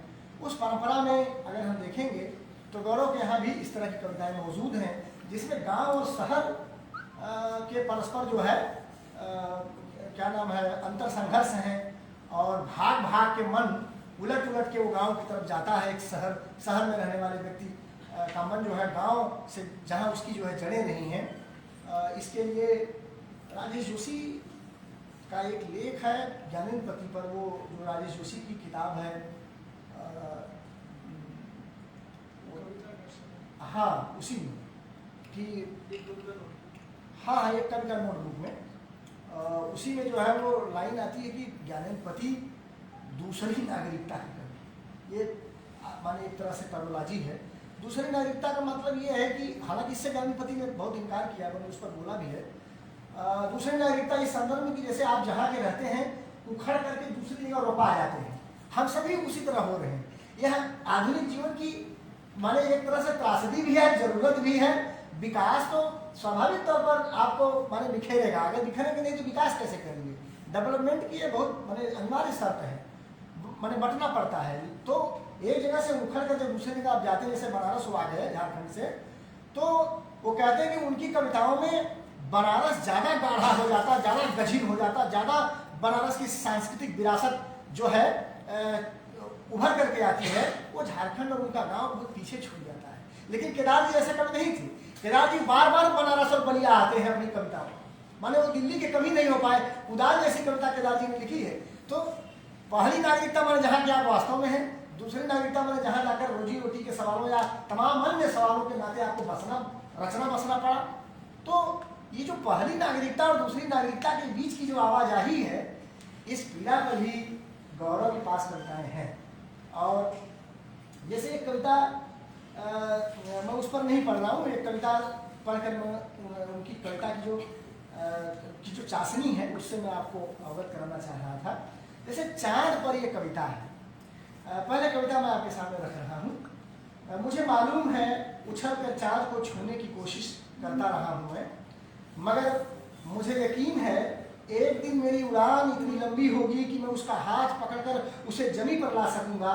मैं चाहता हूँ चांद के हजारों टुकड़े कर लौटा दूं रोशनी उन असंख्य घरों को जहाँ डिबिया की कालिख लोगों के फेफड़ों में घर बना रही। मेरी इच्छा है कि बांस के खंभों पर टांग दूं चांद का एक एक टुकड़ा बल्ब की तरह, ताकि दिख सके गीदड़ जो मेमनों को आधी रात अपना शिकार बनाते। ये चांद को लेकर के कवि का दृष्टिकोण है कि चांद के साथ वो क्या करना चाहता है। आप जानते हैं कि हिंदी कविता में चंदा भैया मैं तो चंद खिलौना ले हूँ, मैंने मध्यकाल से या संस्कृत से शुरू करें, कहाँ से शुरू करें, उसको छोड़ते हैं। हिंदी में बड़े माने महत्वपूर्ण आधुनिक कवि, जहाँ से आधुनिक कविता नया मोड़ ले लेती है, गजानन माधव मुक्तिबोध। उनका पूरा काव्य संकलन ही है चांद का मुंह टेढ़ा। और कविताओं की बात छोड़िए, हिंदी में गद्य माने उपन्यास कहानी भी चांद पर लिखे गए, जैसे नीला चांद शिव प्रसाद सिंह का, या मुझे चांद चाहिए सुनील वर्मा का। अभी शमसुर रहमान फारूकी का उपन्यास है चांद सरे आसमां में। अभी चंद्रकला त्रिपाठी मैम का उपन्यास आया है प्रोजेक्ट से, हाँ चंदा उगियो, हाँ तो चन्ना। तो ये चांद को लेकर के कथा साहित्य में भी माने हमने खूब प्रयोग किए हैं। कविता आप देखें कि कैसे चांद हमारे हिंदी साहित्य की कविता में खास तौर पर वह रोमांटिक जो है उपमान रहा है, और वो प्रेम मोहब्बत के लिए, सौंदर्य के लिए जो है दर्ज किया जाता रहा उपमान के तौर पर या कई बार अवलंबन के तौर पर। लेकिन मुक्तिबोध ने उसको पहली बार तोड़ा था। और चांद का मुंह टेढ़ा में जो चांद है वह आज़ादी के बाद जिन लोगों से भारतीय जनता ने उम्मीदें की थी कि वो एक ऐसा नक्शा बनाएंगे, वो एक ऐसा भारत बनाएंगे, ऐसा सपनों का देश बनाएंगे जिसमें वो हर दबा दुब का, हर हाशिए का और सर्वहारा वर्ग का व्यक्ति जो है उसमें एक अपना मुकाम तलाश सकेगा। लेकिन उसे आज़ादी के बाद का जो एक लंबा मोहभंग होता है, उसमें जिसे वह जनता चांद समझ रखी थी, उसने देखा कि उसका मुंह तो टेढ़ा है। माने उसने उसकी उस पर वो बड़ा प्रसिद्ध है ना दुष्यंत कुमार की वो लाइन की, कहाँ तो चिरागा तय था हर एक घर के लिए, कहाँ मैसर नहीं चिराग पूरे शहर के लिए। तो वो वही दौर है, चांद का मुंह टेढ़ा से वो टूटता है और गौरव तक आइए। गौरव ने कैसे चकनाचूर किया है चांद को और कहा कि चांद को टुकड़े टुकड़े करके मैं चाहता हूँ कि इसको असंख्य घरों में पहुँचा दूँ, और जहाँ काली फेंक रही हो डिबिया। अब ये देखिए जो डिबिया का माने डिबिया में देवरी जो हम लोग बचपन में पढ़ते थे, डिबरी जला करके, लालटेन जला करके, तो वो गरीबी माने डिबरी जिन घरों में जलती है वह अभावग्रस्तता और बहुत ही कहने का मतलब समाज का जो उपेक्षित और हाशिए का वर्ग है उसका प्रतिनिधित्व करती है। लेकिन अगर चांद उसके घर में उग जाए, यानी कि वो समृद्धि आ जाए, वो समृद्धि के अर्थ में वो रोशनी आती है, ज्ञान की रोशनी हो सकती है, धन संपदा की रोशनी हो सकती है, खुशहाली की रोशनी हो सकती है। वो चांद उस रूप में जो है गौरव यहाँ आता है। हिंदी के कवि अभी 2019 में पखेरु जानते हैं नाम से कविता संकलन आया था बसंत शकर गाय का। बसंत शकर गाय मध्य प्रदेश के कवि हैं और किताब घर से मुझे लगता है वो संकलन है। और उसमें उन्होंने चांद पर 4 कविताएं लिखी हैं दोस्तों। और उसमें एक मुझे ध्यान आ रहा है कि उन्होंने लिखा है कि मियाँ चांद, ये संबोधन, मियाँ चांद ओ भाई चांद।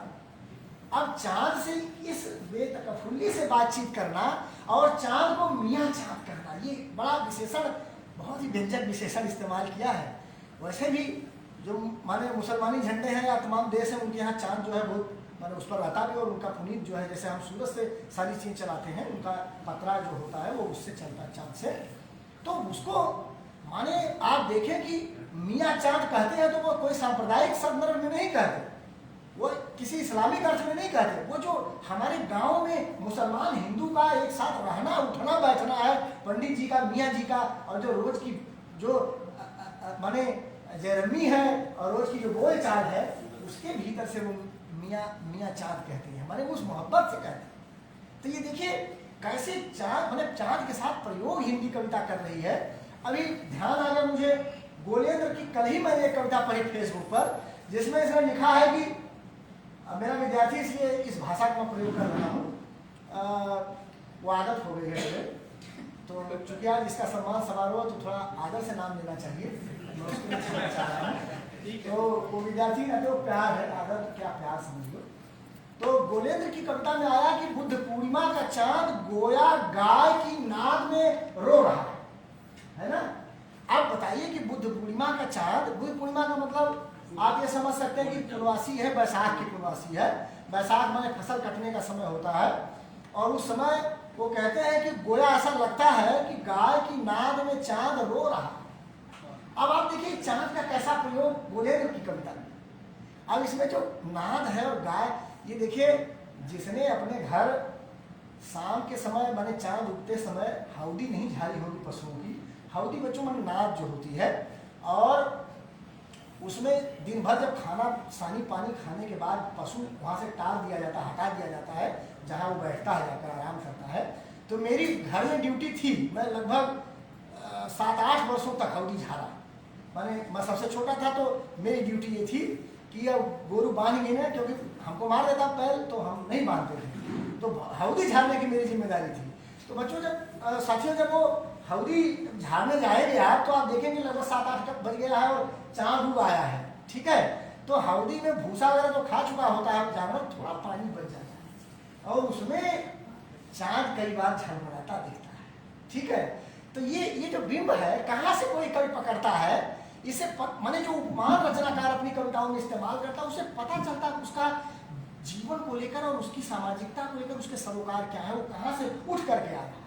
तो चांद गाय के हौदी में अब मैंने रो रहा हो तो चांद की ये स्थिति है, हैसियत है। वहाँ चांद कोई अभिजात या अभिजन का या किसी सोफिस्टिकेटेड एस्थेटिक्स का जो है वो नुमाइंदगी नहीं करता। वो जो है भूख से जुड़ता है और सानी पानी से जुड़ता है, किसानी से जुड़ता है। तो इस तरीके के तमाम प्रयोग जो है ये कवि हमारे कर रहे हैं। और ये जो एक बात अंतिम बात कर अपनी बात समाप्त कर देता हूँ। जैसे गौरव की कविता में एक कविता है आदमी। अब ये देखिए आपके समय पर जो दबाव है, वो कहते हैं कि मैंने सीख ली है चालाकियाँ जो आदमी होने की पहली शर्त। अब ये बताइए आदमी होने के लिए चालाक होना, कनिंगनेस क्या, ये समय का दबाव। अगर आप सीधे साधे हैं, सज्जन हैं, तो कमलेश सर तो कॉलेज में पढ़ाते हैं, कॉलेज में पढ़ाने वालों को चौपट माना जाता है। जो पढ़ाता हो वो खराब बेकार आदमी, उसको कुछ नहीं, जो जितना गणित कर सकता। कविता में आता है गौरव की कि समीकरण जो अब तक गणित का हिस्सा था, जिंदगी में उसके माने समझने लगा। हमारे एक साथी थे हिंदी के, तो प्रिंसिपल ने उनको ढेर सारा काम दे दिया। वो जो है कोई योजना थी सरकार की उसकी, तो उन्होंने कहा कि सर मुझे तो गणित आती ही नहीं, मैं तो केवल गणित करना चाहता माने मैं गणित लगा नहीं सकता, मैं गणित कर सकता हूँ, हिंदी वालों गणित लगा आती है, ये काम मैं नहीं कर पाऊंगा। तो कैसे गणित की जाती है, अगर आप गणित करेंगे तो ज़्यादा अच्छे माने जाएंगे। ये जो हमारे समय का दबाव, इसको कितना माने शिद्दत से महसूस करते इतनी कम उम्र में गौरव भारती, उसको देखिए कविता में भी समीकरण जो अब तक गणित का हिस्सा था, जिंदगी में उसके माने समझने लगा हूँ, झुकने का मतलब बूझने लगा हूँ, बूझने लगा हूँ, हंसी के प्रकार खोज लिया है पैमाना, हाथ लिया है चलता हुआ तराजू, तितलियों को छोड़ भीड़ की तरफ भागता हूँ, तलाशता हूँ मंच, ओढ़ता हूँ तमीज, थोड़ा मुस्कुराता हूँ, आदमी हूँ।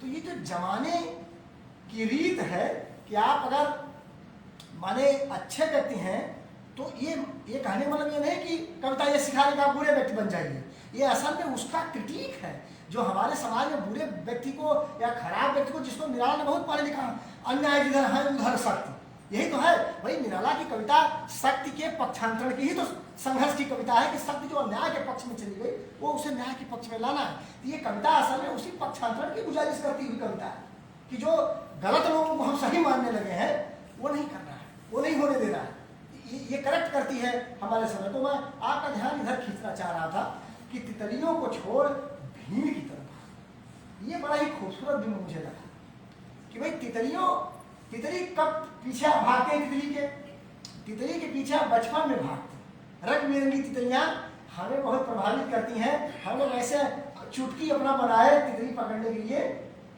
चक्कर लगाते रहते थे, कई बार तितलियों के पंखों का रंग लग जाता था हाथों में।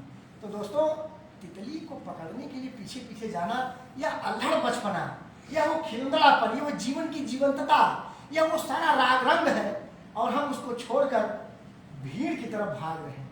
भीड़ की तरफ का मतलब हम उस अपनी पहचान बनाने का जो संकट है, ये पूरी भीड़ है, इसमें से कौन अच्छा कवि है, कौन अच्छा आलोचक है, कौन अच्छा लेखक है, कौन अच्छा अध्यापक है, तमाम तरह की प्रतियोगिताएं है ना। उन प्रतियोगिताओं में हम भाग रहे हैं, उस भीड़ में दूर से पहचान लिए जाने के अपने संघर्ष के संकट से जो है जूझ रहे। तो दोस्तों इन्हीं बातों के साथ गौरव को बहुत बधाई देते हुए, बहुत शुभकामना देते हुए मैं अपनी बात समाप्त करता हूँ। बहुत बहुत धन्यवाद।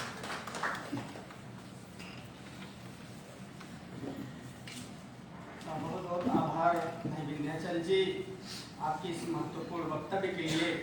आपने गौरव की कविताओं पर कई महत्वपूर्ण बातें अपनी रखी। पहला तो ये कि आपने गौरव की कविताओं में तो लोकतंत्र देखा, उस लोकतंत्र में जो दुख और नैराश्य देखा। गौरव की कविताओं में समय का जो दंश है उसको आपने बहुत सही व्याख्यात किया। और आपने जो है कि महत्वपूर्ण बात तो यह है कि गौरव की कविताओं को बड़े कवियों निराला, जयशंकर प्रसाद और मैथिली शरण गुप्त की कविताओं से जोड़ करके देखा। तो मैं आपका बहुत आभारी हूँ।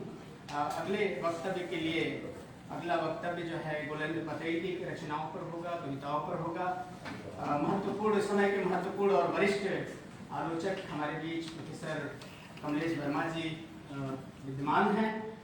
जाति के प्रश्न से कबीर इनकी महत्वपूर्ण पुस्तक है। अभी पिछले दिनों मैंने एक बेहद परिचय आप लोगों के बीच रखा था। मैं सर को सादर आमंत्रित करता हूं कि सर आएँ और गोलेंद्र पटेल की कविताओं पर अपनी बात रखें।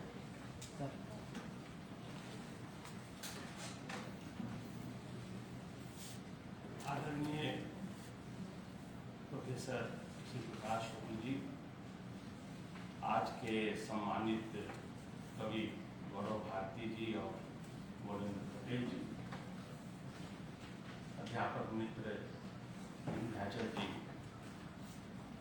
अमरजीत जी और फाउंडेशन के सचिव मुरशीधर जी, सामने बैठे हुए हमारे पीछे विवेक जी, भारती भैया, शैलेंद्र जी और यहाँ के बहुत उत्साही विद्यार्थीगण। सबसे पहले गोलेंद्र को एक बार फिर से बधाई देता हूँ इस सम्मान के लिए।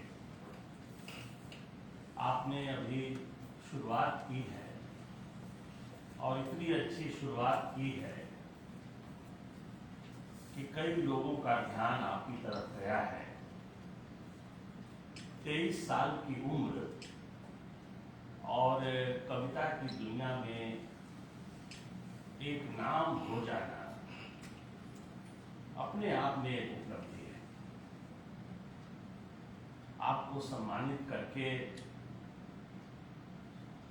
स्वयं डॉक्टर रविशंकर उपाध्याय स्मृति संस्थान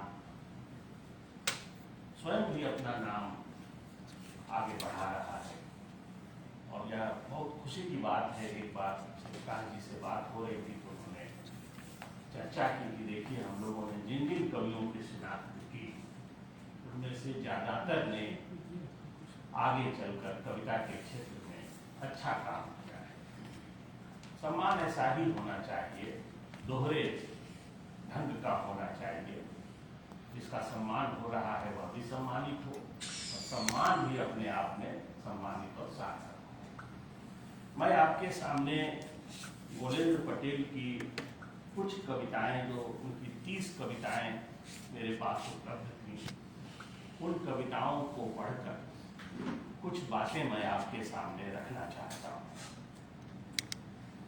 गोलेंद्र और मेरा रिश्ता लगभग वैसे ही है जैसे उस ठुमरी में एक गीत है कि देखा देखी तनिक हो जाए हमारी अटरिया पे आ जाए।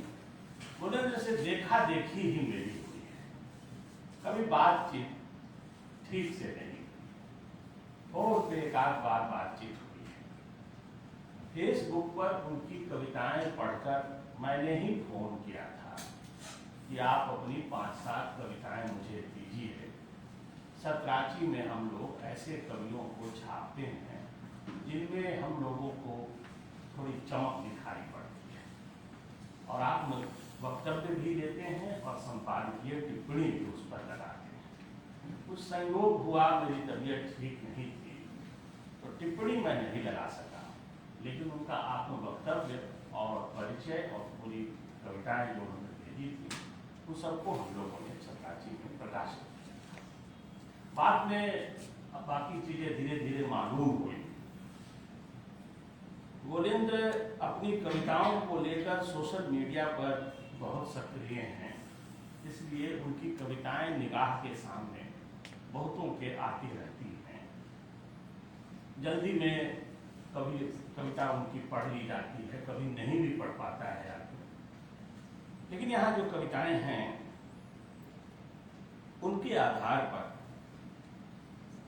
पहली बात मैं ये कहना चाहूँगा कि गोलेंद्र आज के समय में ज़्यादातर जो हिंदी पट्टी के कवि हैं, जिनको हम लोग थोड़ा जानते हैं, जिनको पढ़ते हैं, उन लोगों के बीच में वे एक ऐसे कवि हैं जो गांव को जानते तो हैं ही, उसको जीते भी हैं।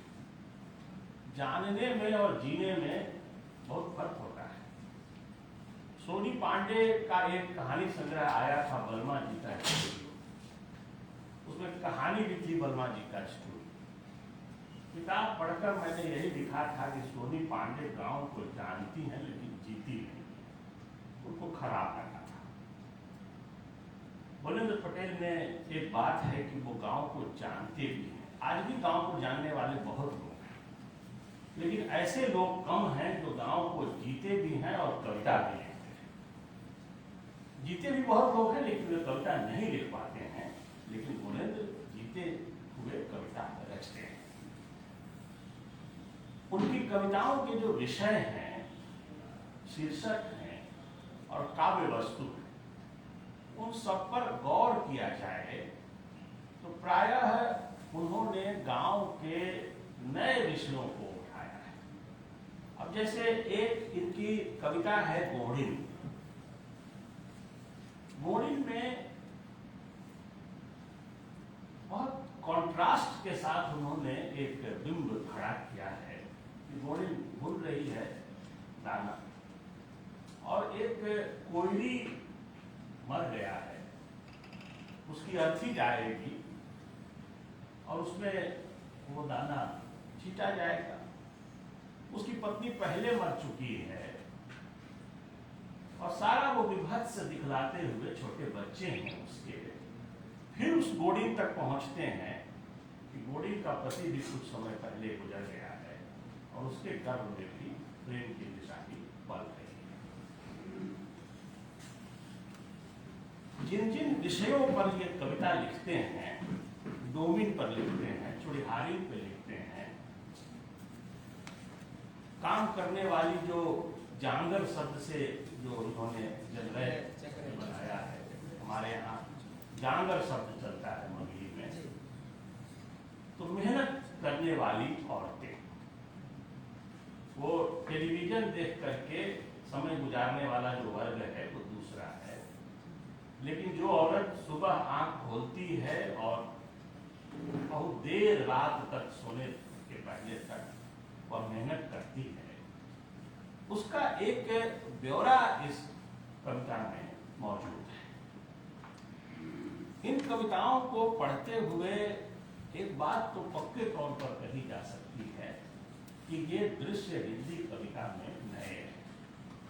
ऐसे दृश्य हिंदी कविता में इसके पहले दिखाई इस तरह से नहीं पड़े। बहुत सारे दृश्य हैं हिंदी कविता में गांव के जीवन के। ये नहीं कह रहा कि गोलेंद्र जो रच रहे हैं वो सबसे श्रेष्ठ रच रहे हैं, लेकिन बहुत सारे दृश्य नए ये दे रहे हैं, जिसको वे खनिज कहते हैं, काव्य खनिज, वह इसमें बहुत सारा नया है। श्री प्रकाश शुक्ल सर को एक बात मैं कहना चाहूंगा कि देखिए, गोलेंद्र की कविता पर आपने भी कुछ कहा और मुझे भी कुछ कहना है। आप कहते रहे हैं, तभी पुरस्कार दिया है आपने। लेकिन गोलेंद्र का हाल यह है कि न तो वे आलोचक पर विश्वास करते हैं, न आचार्य पर विश्वास करते हैं। इनका मानना है कि किसान ने एक शब्द पकड़ा दिया कवि को और कवि ने कविता बना दी, और आलोचक को थमा दिया तो आलोचक समझ ही नहीं पाया वो कविता क्या है। आलोचक ने उनकी कविता को कहानी समझ लिया, एकदम नासमझ आलोचक है। और फिर वो कहानी आचार्य के पास पहुंची तो आचार्य ने निबंध समझ लिया। गोलेंद्र की कविता में आलोचना करने की गहरी समझ, कविता आलोचना करती हुई हो, यह भी कम कवियों में देखा जाता है। होता है, ये प्रवृत्ति होती है, अन्य लोगों में भी होती है, लेकिन इसकी सटीक प्रवृत्ति कि कविता पढ़े हम और आलोचना की छौंक उसमें हमें महसूस होती है। गोलेंद्र की पूरी काव्य भाषा में आलोचना एकदम से सक्रिय रहती है।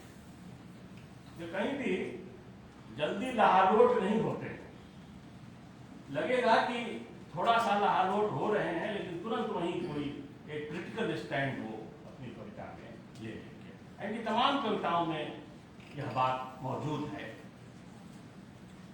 यह काम करने के लिए ये जो भाषा की द्वंद्वात्मक शक्ति होती है, दो शब्दों के बीच जो द्वंद्वात्मकता होती है, जैसे श्री प्रकाश जी की कविता है नामवर की धरती और धरती के नाम पर, ये जो द्वंद्वात्मकता है।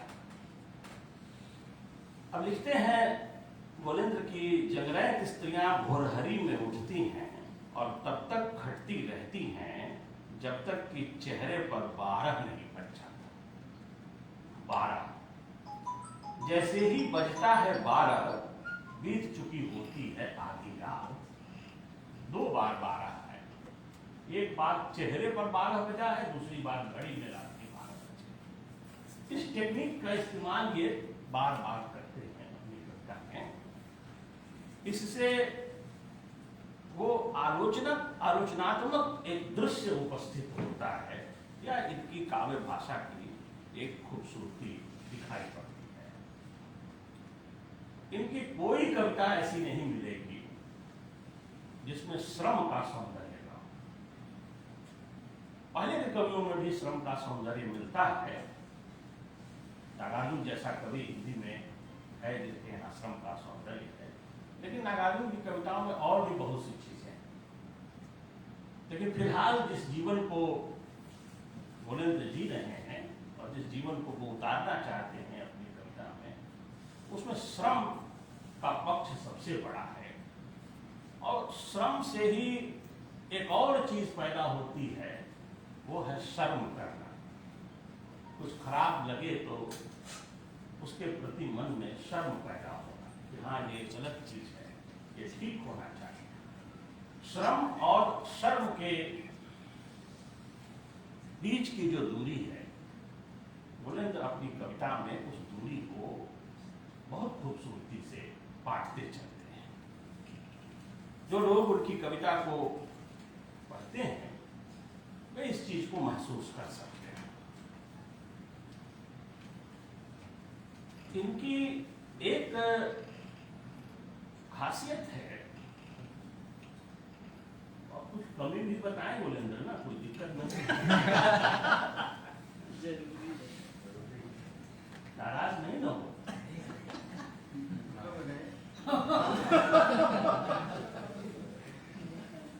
मुझे सर ने बुलाया ही इसी काम के लिए। रूपक गढ़ने की प्रवृत्ति बार बार इनके यहाँ दिखाई देती है। कहीं कहीं इनका रूपक मेंटेन नहीं हो पाता है। जैसे एक कविता है मेरे मुल्क का मीडिया, यह पूरी कविता रूपक और अन्योक्ति की भाषा में लिखी गई है। बिच्छू के बिल में नेवला और सर्प की सलाह पर चूहों के केस की सुनवाई कर रहे हैं गोहटा। गिरगिट और गोजर सभा के सम्मानित सदस्य, काने कुत्ते अंगरक्षक, बहरी बिल्लियां बिल के बाहर बंदूक लेकर खड़ी हैं, टिड्डे पिला रहे हैं चाय पानी, गुप्तचर कौवे कुछ कह रहे हैं। एक भी पंक्ति ऐसी नहीं जिसमें रूपक या अन्योक्ति न हो। साढ़ समर्थन में सिर हिला रहे हैं, नील गायें नृत्य कर रही हैं, छिपकलियां सुन रही हैं संवाद समीक्षा, सेनापति सर्प की, मंत्री नेवला की, राजा गोहटा की, अंत में केंचुआ किसान को देता है श्रद्धांजलि खेत में, और मुर्गा मौन हो जाता है, जिसे प्रजातंत्र कहता है मेरा प्यारा पुत्र मेरे मुल्क का मीडिया। ये मुर्गा, ये मीडिया है जो चुप है, और केंचुआ किसान को श्रद्धांजलि दे रहा है। पूरी कविता अन्योक्ति में, नहीं पराग नहीं मधुर मधु नहीं विकास यही काल वाली शैली में अन्योक्ति परक ढंग से नहीं करता है। इस कविता में कोई गड़बड़ी नहीं है, लेकिन इनकी कुछ कविताएं ऐसी हैं जहां पर कि वो पूरा सिस्टम ये मेंटेन नहीं कर पाते हैं, उसमें चीजें जरा सी गड़बड़ाती हैं। एक बात का ध्यान गोलेंद्र अगर आप रखें, हम पूरब के लोग हैं, हम बहुत मोहब्बत से जीने वाले लोग हैं, तो मेरा खुलूस पूरब के गांवों जैसा है, उसका सलूक सौतेली माओं जैसा है।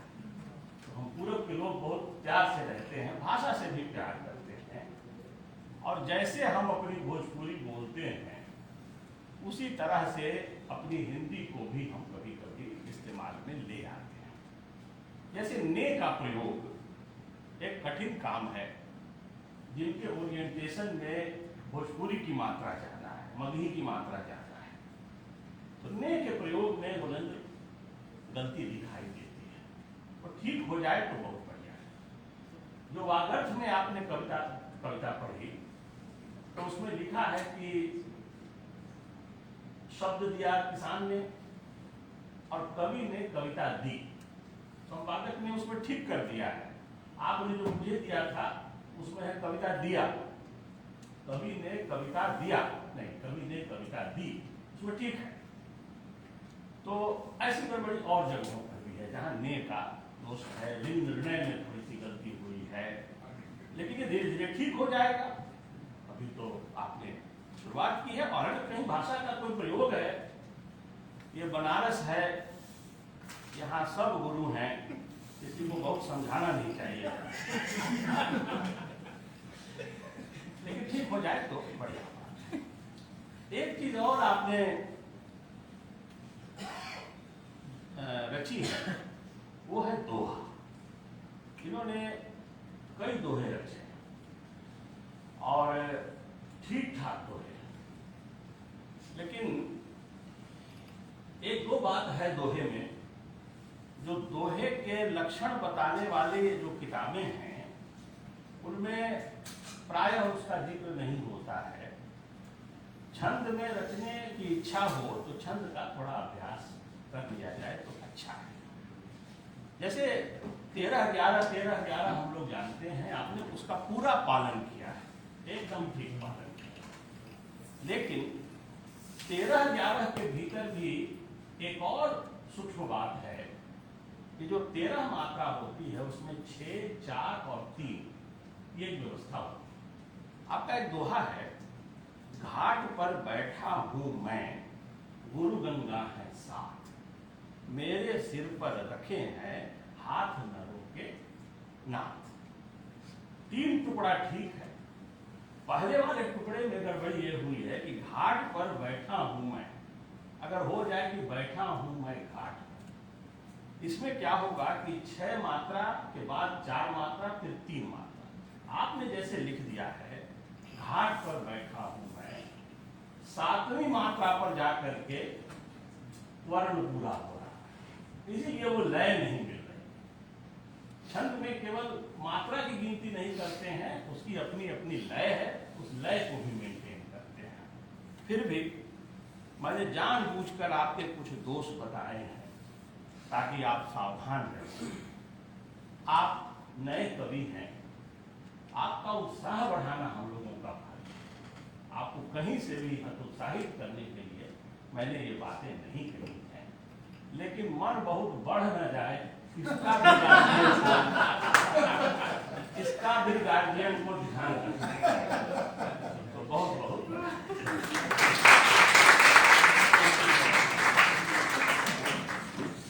बहुत आभार सर, गोलेंद्र की कविताओं पर आपने पक्ष विपक्ष समान रूप से आलोचना की। मैं आपके प्रति आभार व्यक्त करता हूँ। कार्यक्रम अध्यक्षीय उद्बोधन की ओर है, तो मैं जो है कि अध्यक्षीय उद्बोधन के लिए वरिष्ठ कवि आलोचक गुरुवर प्रोफेसर श्री प्रकाश शुक्ल जी को सादर आमंत्रित करता हूँ। साथ ही 2 पंक्तियाँ सर के लिए प्रस्तुत कर रहा हूँ। पंडित गया प्रसाद शुक्ल स्नेही ने लिखा है, तू गगन है विस्तीर्ण तो मैं एक तारा क्षुद्र। तू है गगन विस्तीर्ण तो मैं एक तारा क्षुद्र हूँ।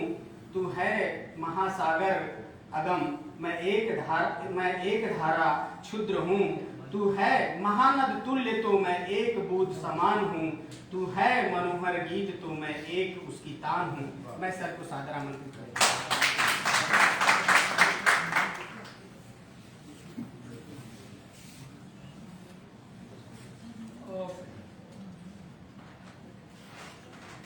प्रिय आलोचक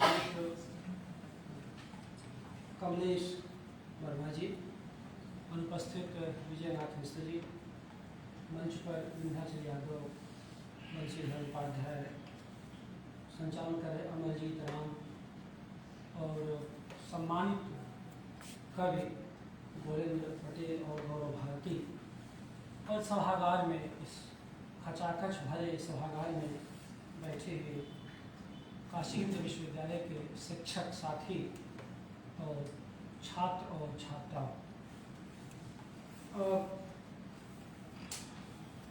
मन न बढ़े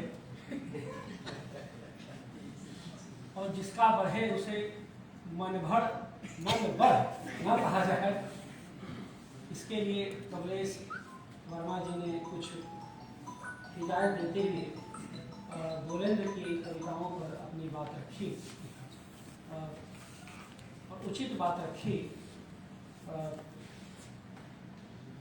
विंध्याचल यादव ने गौरव भारती की कविताओं पर बहुत अच्छा वक्तव्य दिया।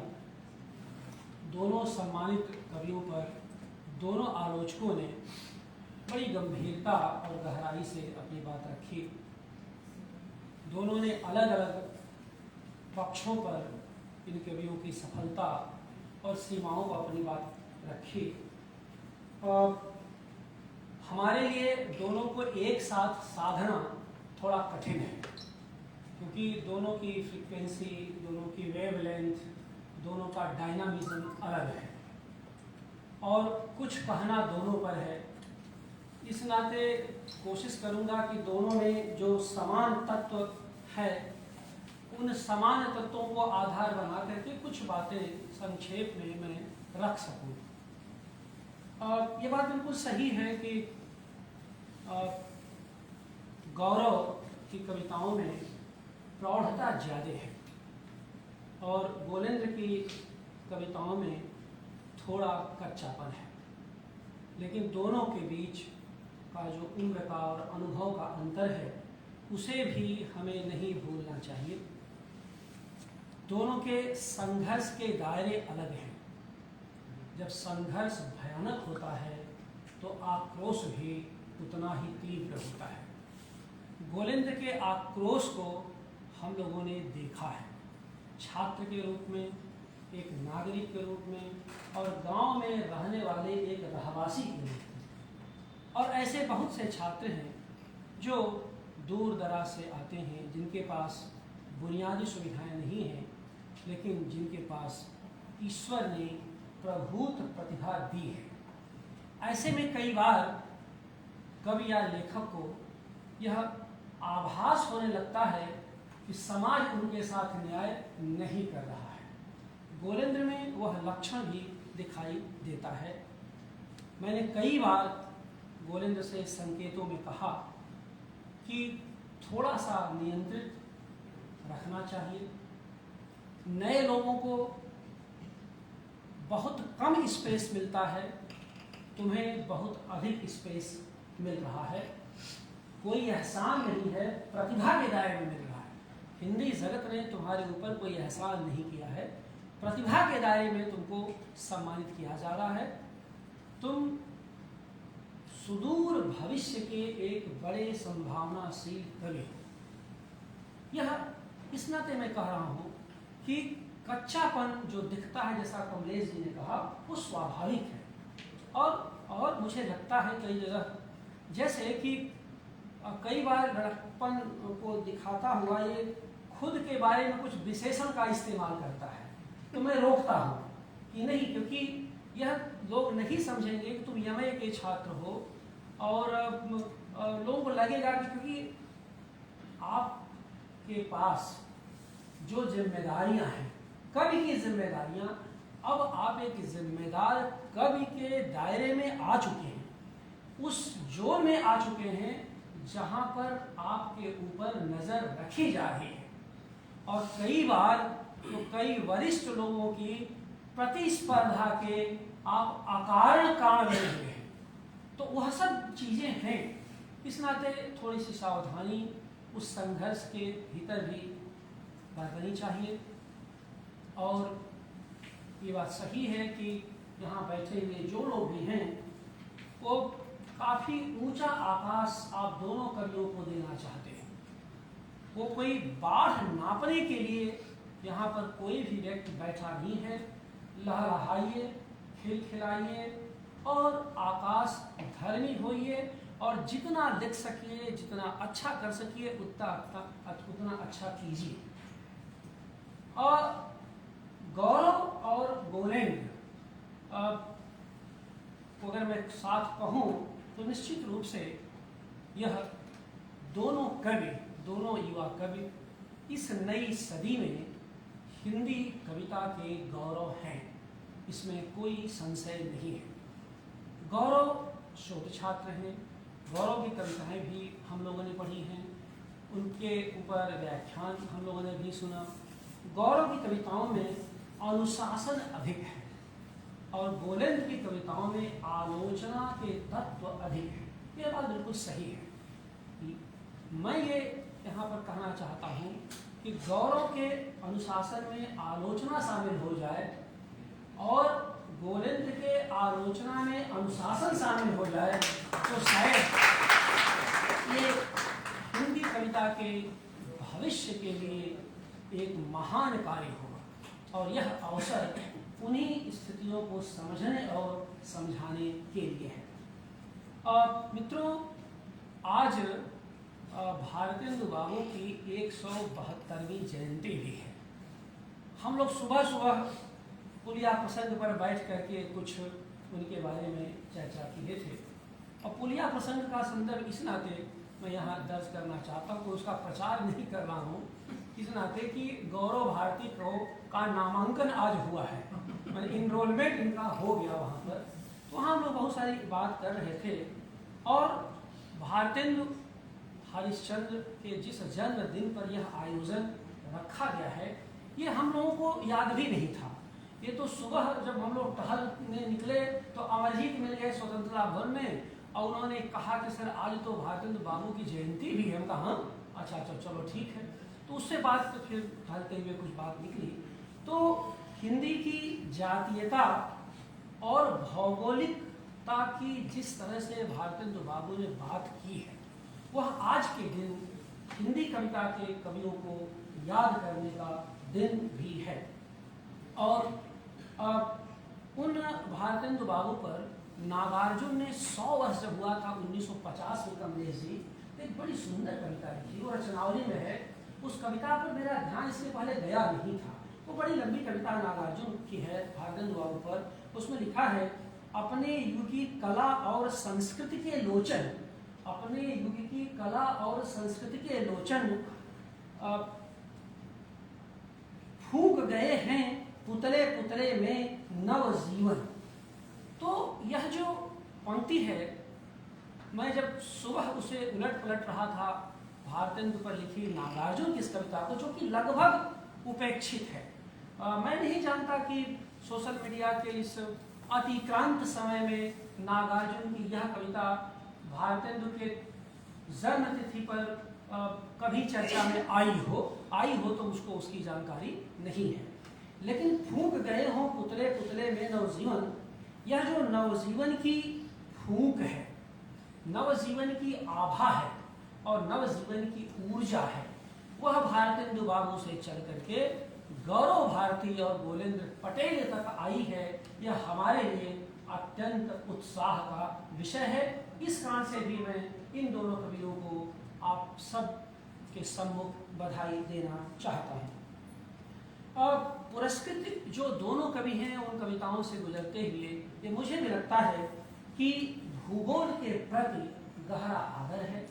अपने भूगोल की संरचना से ये दोनों कवि बहुत गहरे विन्यस्त हैं और साथ ही नवजीवन के संचार की प्रभुत ऊर्जा भी इन दोनों कवियों में दिखाई देती है। ऐसा कह करके मैं एक तो संकेत कर रहा हूँ कि अपने पुरखों से आपका संवाद हमेशा बना रहना चाहिए। अगर नहीं है तो इसे दबाव के रूप में लीजिए कि आप पर जिम्मेदारी है कि आप जितना कविता लिखें उससे अधिक लिखी हुई कविताओं का पाठ करें या उसका अध्ययन करें ताकि कहीं भी आपके मार्ग में कोई अवरोध न हो। प्रतिस्पर्धा, ईर्ष्या, चुकना, जड़ता, संकीर्णता उस लेखक में ही आती है जो पढ़ना लिखना बंद कर देता है और अनावश्यक के संवाद में उलझता चला जाता है।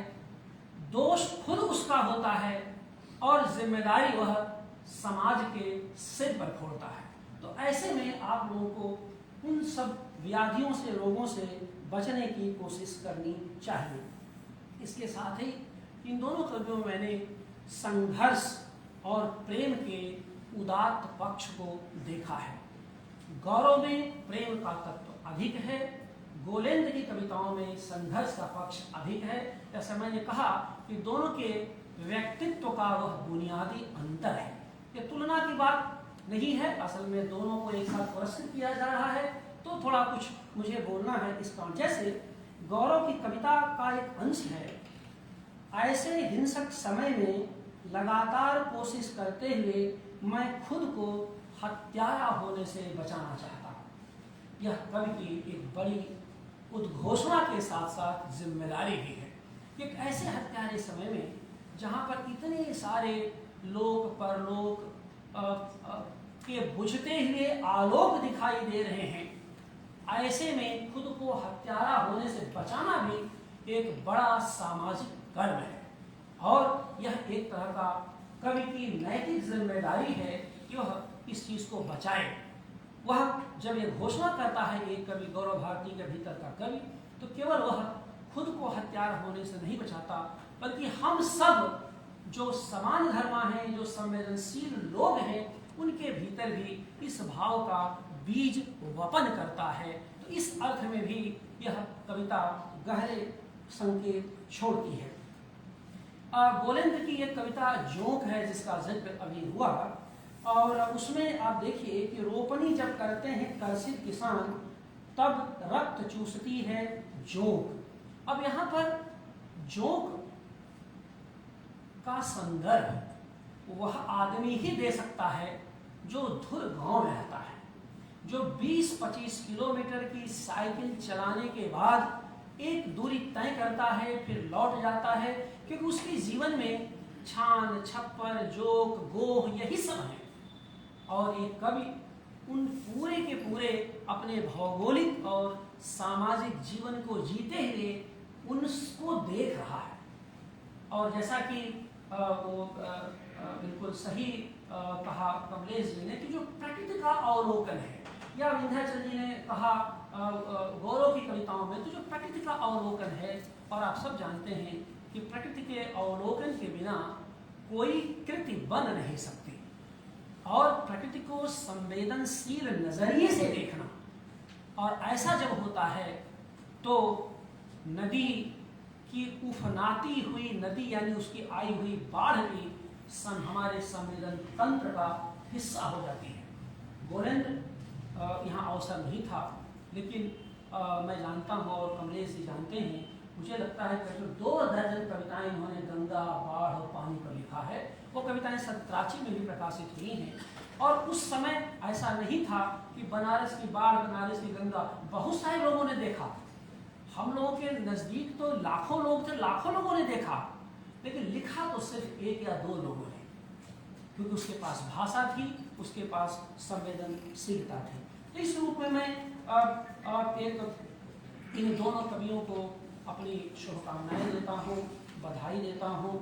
एक बात और मैं कहना चाहता हूँ कि नई सदी की जो हिंदी कविता है उसमें क्रियाओं की मात्रा बढ़ी है, और जब इन दोनों कवियों को मैं देखता हूँ तो मुझे लगता है कि एक शब्द मैं कहना चाहता हूँ, क्रियोन्मुख सहभागिता के एक कवि हैं। जब मैं क्रियोन्मुख सहभागिता के कवि के रूप में बातें करता हूँ तो पूंजी के बरक्स श्रम और शोषण के बरअक्स प्रतिरोध की बात करता हूँ। पूंजी के बरअक्स श्रम और शोषण के बरअक्स प्रतिरोध की बात करता हूँ, और यही क्रियोन्मुख सहभागिता है जो कवि को अपनी कविता का माध्यम दे रही है, और उस कविता में गहरी आलोचनात्मक दृष्टि है। जैसे कि गौरव में भाषा का अनुशासन है, इसमें कोई संशय नहीं, लेकिन गोलेंद्र में भाषा काफी विस्फोट करती है, काफी उच्छलित होती है। ऐसा लगता है कि भाषा बहिया रही है, उसमें गुस्सा, उसमें नफरत, और कई जगह आपको लगेगा कि यह एकमात्र इन्हीं का शोषण हो रहा है। वो असल में एक कवि की प्रतिनिधि आवाज है जो गांव के गली से निकल करके संसद के गलियारे को ललकारना चाहती है। मुझे जब यही तत्व दिखाई दिया था तो मैंने जब एक निर्णायक मंडल के रूप में मुझे इनकी संस्तुत करनी थी, तो मैंने धोनी का उस दायरे में जिक्र किया था मैंने।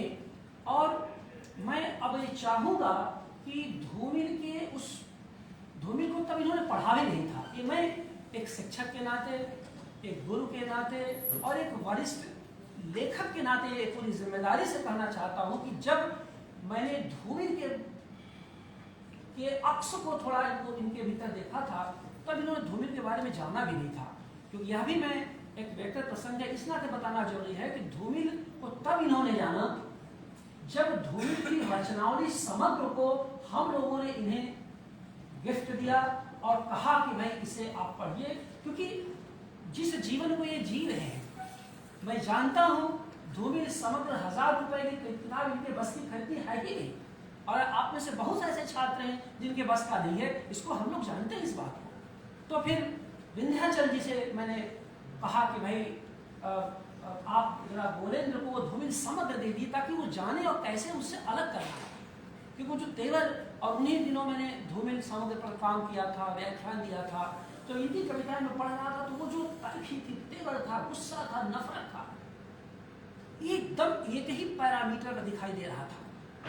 और बड़ा विचित्र ये होगा अगर उस दौर की कविताओं को याद करूं, तो मैं दिल की बात बता रहा हूं, इस पर विश्वास मत करिएगा, मुझे ये लगता था, और मुझे न कोई मतलब ऐसा कोई रिविलेशन था, मुझे ये तो शुरू की बात बता रहा हूँ, जब शुरू कविताएं, जब इनसे मेरा इंट्रैक्शन जब बीए के छात्र थे, तो मुझे लगता था कि ये कहीं धूमिल का पुनर्जन्म तो नहीं हो गया है। ये मेरे मन में होता था, क्योंकि वो पूरा जब उनका समग्र पढ़ते हैं, उनके जीवन के बारे में, इनका समान जीवन, और काशीनाथ जी ने जो धूमिल के संस्मरण लिखे हैं, वो मतलब बड़े कारुणिक हैं, बड़े आँख में आंसू आ जाते हैं जब धूमिल के उस पुराने संघर्ष को हम लोग देखते हैं, और कैसे वो अपने गांव से 26-27 किलोमीटर साइकिल चला के आते थे, और कैसे कैसे नौकरियों में भटकते थे बाहर। तो ये मैं इसलिए कह रहा हूँ कि जो आधुनिक पूंजी ने तमाम श्रमिकों और शिल्पकारों को अपदस्थ किया है, आप सब जानते हैं। तो आधुनिक पूंजी में नई सदी की जो आधुनिक पूंजी है, इसने शिल्पकारों को और श्रमिकों को जिस तरह से अपदस्थ किया है, उसमें शिल्पकारों के बरक्स उनकी संवेदना को संचालित करने, उसको रेखांकित करने की जिम्मेदारी अगर कहीं बनती है तो शिल्पकों की बनती है। तो शिल्पकार बनाम शिल्पक, और शिल्पक जब मैं कह रहा हूँ तो कवि और कलाकार की बात कर रहा हूँ। इन दोनों कवियों ने शिल्पकारों की टूटती हुई आभा, टूटती हुई उम्मीद को अपने कविता में शिल्पक के रूप में, और कवि को शिल्पक भी कहा गया है, कवि को परिकल्पक भी कहा गया है, और कवि को वैकल्पिक संस्कृत का निर्माता भी कहा गया है। तो उन शिल्पकारों के दर्द को जिस तरह से इन कवियों ने शिल्पक के रूप में, कवि शिल्पक के रूप में दर्ज किया है, वह भी एक रेखांकित करने योग्य है। आज उसका असर नहीं दिखाई देगा हम सबको आने वाले दशक में, जब ये बड़े हो जाएंगे, जब इनके पास एक स्थायी नौकरी होगी, जब इनके पास थोड़ी बुनियादी सुविधाएं होंगी, तब आप यकीन मानिए जब इनकी लिखी हुई आज की कविताओं को 10 साल के बाद आने वाली पीढ़ी पढ़ेगी, तब पता चलेगा कि कैसे श्रमिक और शिल्पकारों की टूटती हुई उम्मीदों को इन शिल्पकों ने वैकल्पिक सांस्कृतिक समाज का हिस्सा बनाने की कोशिश की है। ये मैं इसलिए भी कह रहा हूँ, और इस पर कि खास के बोलेंद्र के संदर्भ से, इनमें ये देखिए कि किस तरह के नायक आते हैं, इसका कुछ संकेत कमलेश जी ने किया है। जगरैत स्त्रियां, मूर्तिकारिन, मुसहरिन, कोहारिन, महपारिन, ये हिंदी कविता के लिए एक विलक्षण देन है, जिसके बारे में कमलेश जी पहले ही बता चुके हैं। ये एडिशन है, और यही नवाचार है, यही नवता है, यही वो चीज है।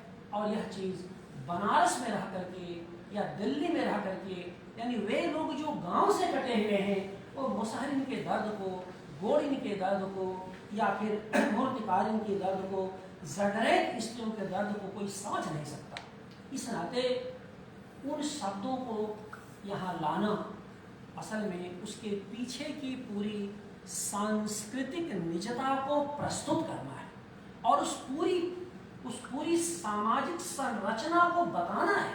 यह जीवन है जिससे कि बहुत सारा हिंदी जगत उस तरह से अछूता है।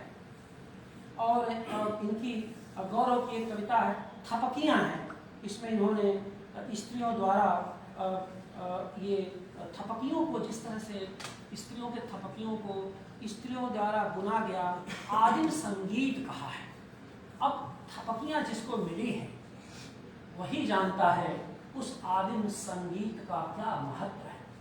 उसमें जो संवेदना, उसमें प्रेम, उसमें स्नेह का जो तत्व है, उन थपकियों को आप यूं ही नज़रअंदाज नहीं कर सकते। इस रूप में जिस तरह से नई सदी की कविता खुद को बचाने के संघर्ष से जूझती हुई कविता है, वह तत्व इन कवियों में भी मुझे दिखाई देता है। और इस रूप में कहिए कि गौर और गोविंद जैसे कवियों में संघर्ष का जो साहस है वह असल में समाज को बुनियादी स्तर पर बचाने की कोशिश से ही जुड़ता है। गौरव की एक कविता है आजकल, उसकी एक पंक्ति है, मेरा चरित्र आजकल देश की सत्ता जैसा हो गया है जिसका मुझे अफसोस है। मेरा चरित्र आजकल देश की सत्ता जैसा हो गया है जिसका मुझे अफसोस है। इस अफसोस में जो पीड़ा है और जो प्रतिरोध है, कवि अफसोस के माध्यम से भी पीड़ा दर्ज करता है और प्रतिरोध दर्ज करता है। इस रूप में मैं समझता हूँ कि ये दोनों कवि परिवेश को लेकर बहुत ही जागरूक कवि के रूप में हमारे सामने आते हैं। और आज के कवि पर यह आरोप है, नई सदी कवि पर, कि वह सबसे अधिक बोलता है। कविता कम बोलती है, कवि अधिक बोलता है, ये आरोप है। आरोप लगाने वालों से मैं असहमत हूँ। जब कविता को लेकर के सत्ता चुप है, साहित्य को लेकर के पूरा परिसर उदासी और चुप्पी का शिकार है, तो कवि नहीं बोलेगा तो कविता बचेगी कैसे? इसलिए कविता को भी बोलने की जरूरत है और कवि को भी बोलने की जरूरत है, क्योंकि अगर मुखरता नहीं रहेगी तो प्रखरता का संकट कवि के पास मौजूद रहेगा। मुझे खुशी है कि दोनों आज के सम्मानित कवि मुखर भी हैं और प्रखर भी हैं। इन्हीं शब्दों के साथ मैं इन दोनों कवियों को बधाई देता हूँ, शुभकामनाएं देता हूँ और यह भी अनुरोध करता हूँ कि आज के दिन से आप पर नज़र है, हिंदी जगत की नज़र है। इसलिए अब आगे की यात्रा और भी कंटकाकीर्ण होगी, संघर्षपूर्ण होगी। निराश नहीं होना है, अपने अध्ययनशीलता के दायरे में आगे बढ़ना है। राह में बहुत सारे पत्थर मिलेंगे, उन पत्थरों को प्रणाम करिएगा और आगे बढ़ जाइएगा। पत्थरों से टकरा करके लहूलुहान मत होइएगा, क्योंकि पत्थर की नियति वहीं पर पड़े रहना है, लेकिन पानी का प्रवाह तो अपने गंतव्य तक पहुंचना है।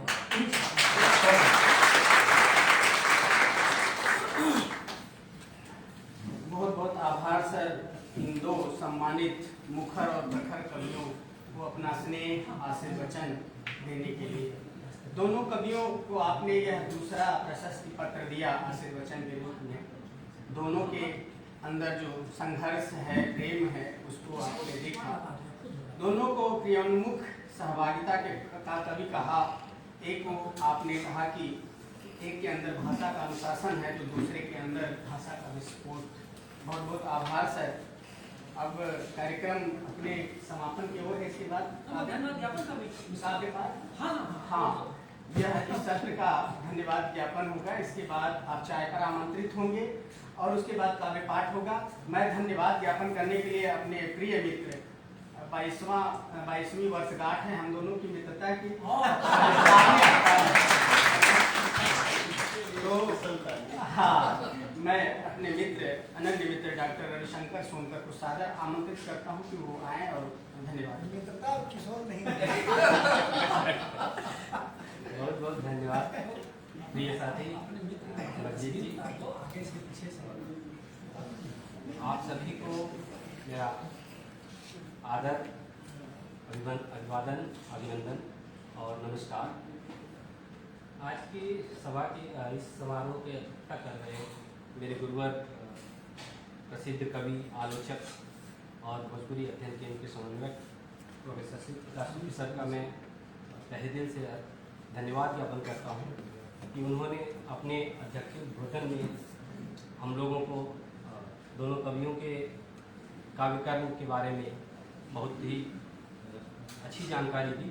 इसके लिए मैं सर को बहुत बहुत धन्यवाद देता हूँ। आदरणीय प्रोफेसर कमलेश वर्मा सर,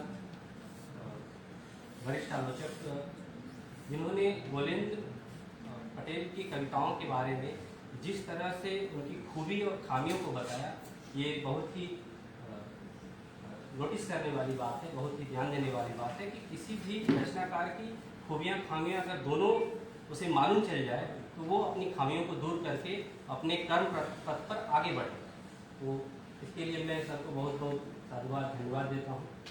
और मेरे प्रिय साथी डॉक्टर विंध्याचल यादव जी, युवा आलोचक, इन्होंने गौरव भारती की कविताओं को केंद्र में रखते हुए उसके रूपक पे बात करते हुए इन्होंने बहुत अच्छी बात की। इसके लिए भी मैं अपने प्रिय साथी विंध्याचल यादव जी को बहुत बहुत धन्यवाद देता हूँ। और साथ ही दोनों सम्मानित कवि जिन्होंने अपने रचनाकर्म से अपनी उपस्थिति दर्ज कराई, इन दोनों कवियों को भी मैं तहे दिल से धन्यवाद देता हूँ और अपने कर्म पथ पे इसी तरह से डट कर आगे रचते रहने के लिए शुभकामनाएं देता हूँ। मेरे प्रिय साथी और जिस कार्यक्रम का संचालन कर रहे हैं मेरे ये मित्र युवा कवि डॉक्टर अमरजीत राम जी, और साथ ही इन्होंने अपनी कविता के माध्यम से हमेशा चर्चा में बने रहते हैं। इसके और हमेशा ये इलाहाबाद से बनारस की ओर उन्मुख दिखाई देते हैं और किसी भी कार्यक्रम के लिए अगर याद किया जाता है तो सहर्ष स्वीकार करते हैं और आ जाते हैं। इस सहजता के लिए इनको मैं बहुत बहुत धन्यवाद देता हूँ। और साथ ही सभा में उपस्थित डॉक्टर महेंद्र भैया, डॉक्टर प्रभात भैया, डॉक्टर विवेक भैया और शैलेंद्र भैया, राणा जी, और साथ ही बंशीधर उपाध्याय जी जो इस रविशंकर उपाध्याय युवा कविता पुरस्कार और ये संस्थान के संयोजक है, सचिव हैं, उनका भी मैं धन्यवाद ज्ञापन करता हूँ। और आप सभी जो सभा में उपस्थित हैं, आप सबका मैं बहुत बहुत धन्यवाद और आभार व्यक्त करता हूँ। बहुत बहुत धन्यवाद। और आप सभी लोग चाय का आमंत्रित हैं बाहर नाश्ता भी है, चाय भी है। और कविता पाठ का कार्यक्रम घोषित नहीं था क्योंकि उसमें भीड़ की बड़ी भारी संभावना थी। अभी 4 बज रहा है, अभी हमारे पास 1 घंटे का समय है। तो जो साथी बिल्कुल जो युवतर पीढ़ी के साथ यहाँ बैठे हुए हैं, जो कविताएं लिखते हैं उनको हम लोग उनको आज सुनेंगे, उनकी 2-3 कविताएं सुनेंगे। पहले चाहिए बाहर चाय पी लीजिए, नाश्ता कर लीजिए, फिर आप सभागार में आइए। जिनकी अति व्यस्तता होगी वो जाने के स्वतंत्र होंगे क्योंकि वह घोषित कार्यक्रम नहीं था, लेकिन जो बैठ सकते हैं उन कविताओं को सुनेंगे। करीब 8-10 कवि यहाँ मौजूद हैं, वो बिल्कुल MA के BA के छात्र हैं, तो हम लोग उनको अवसर भी देंगे, उनको सुनेंगे।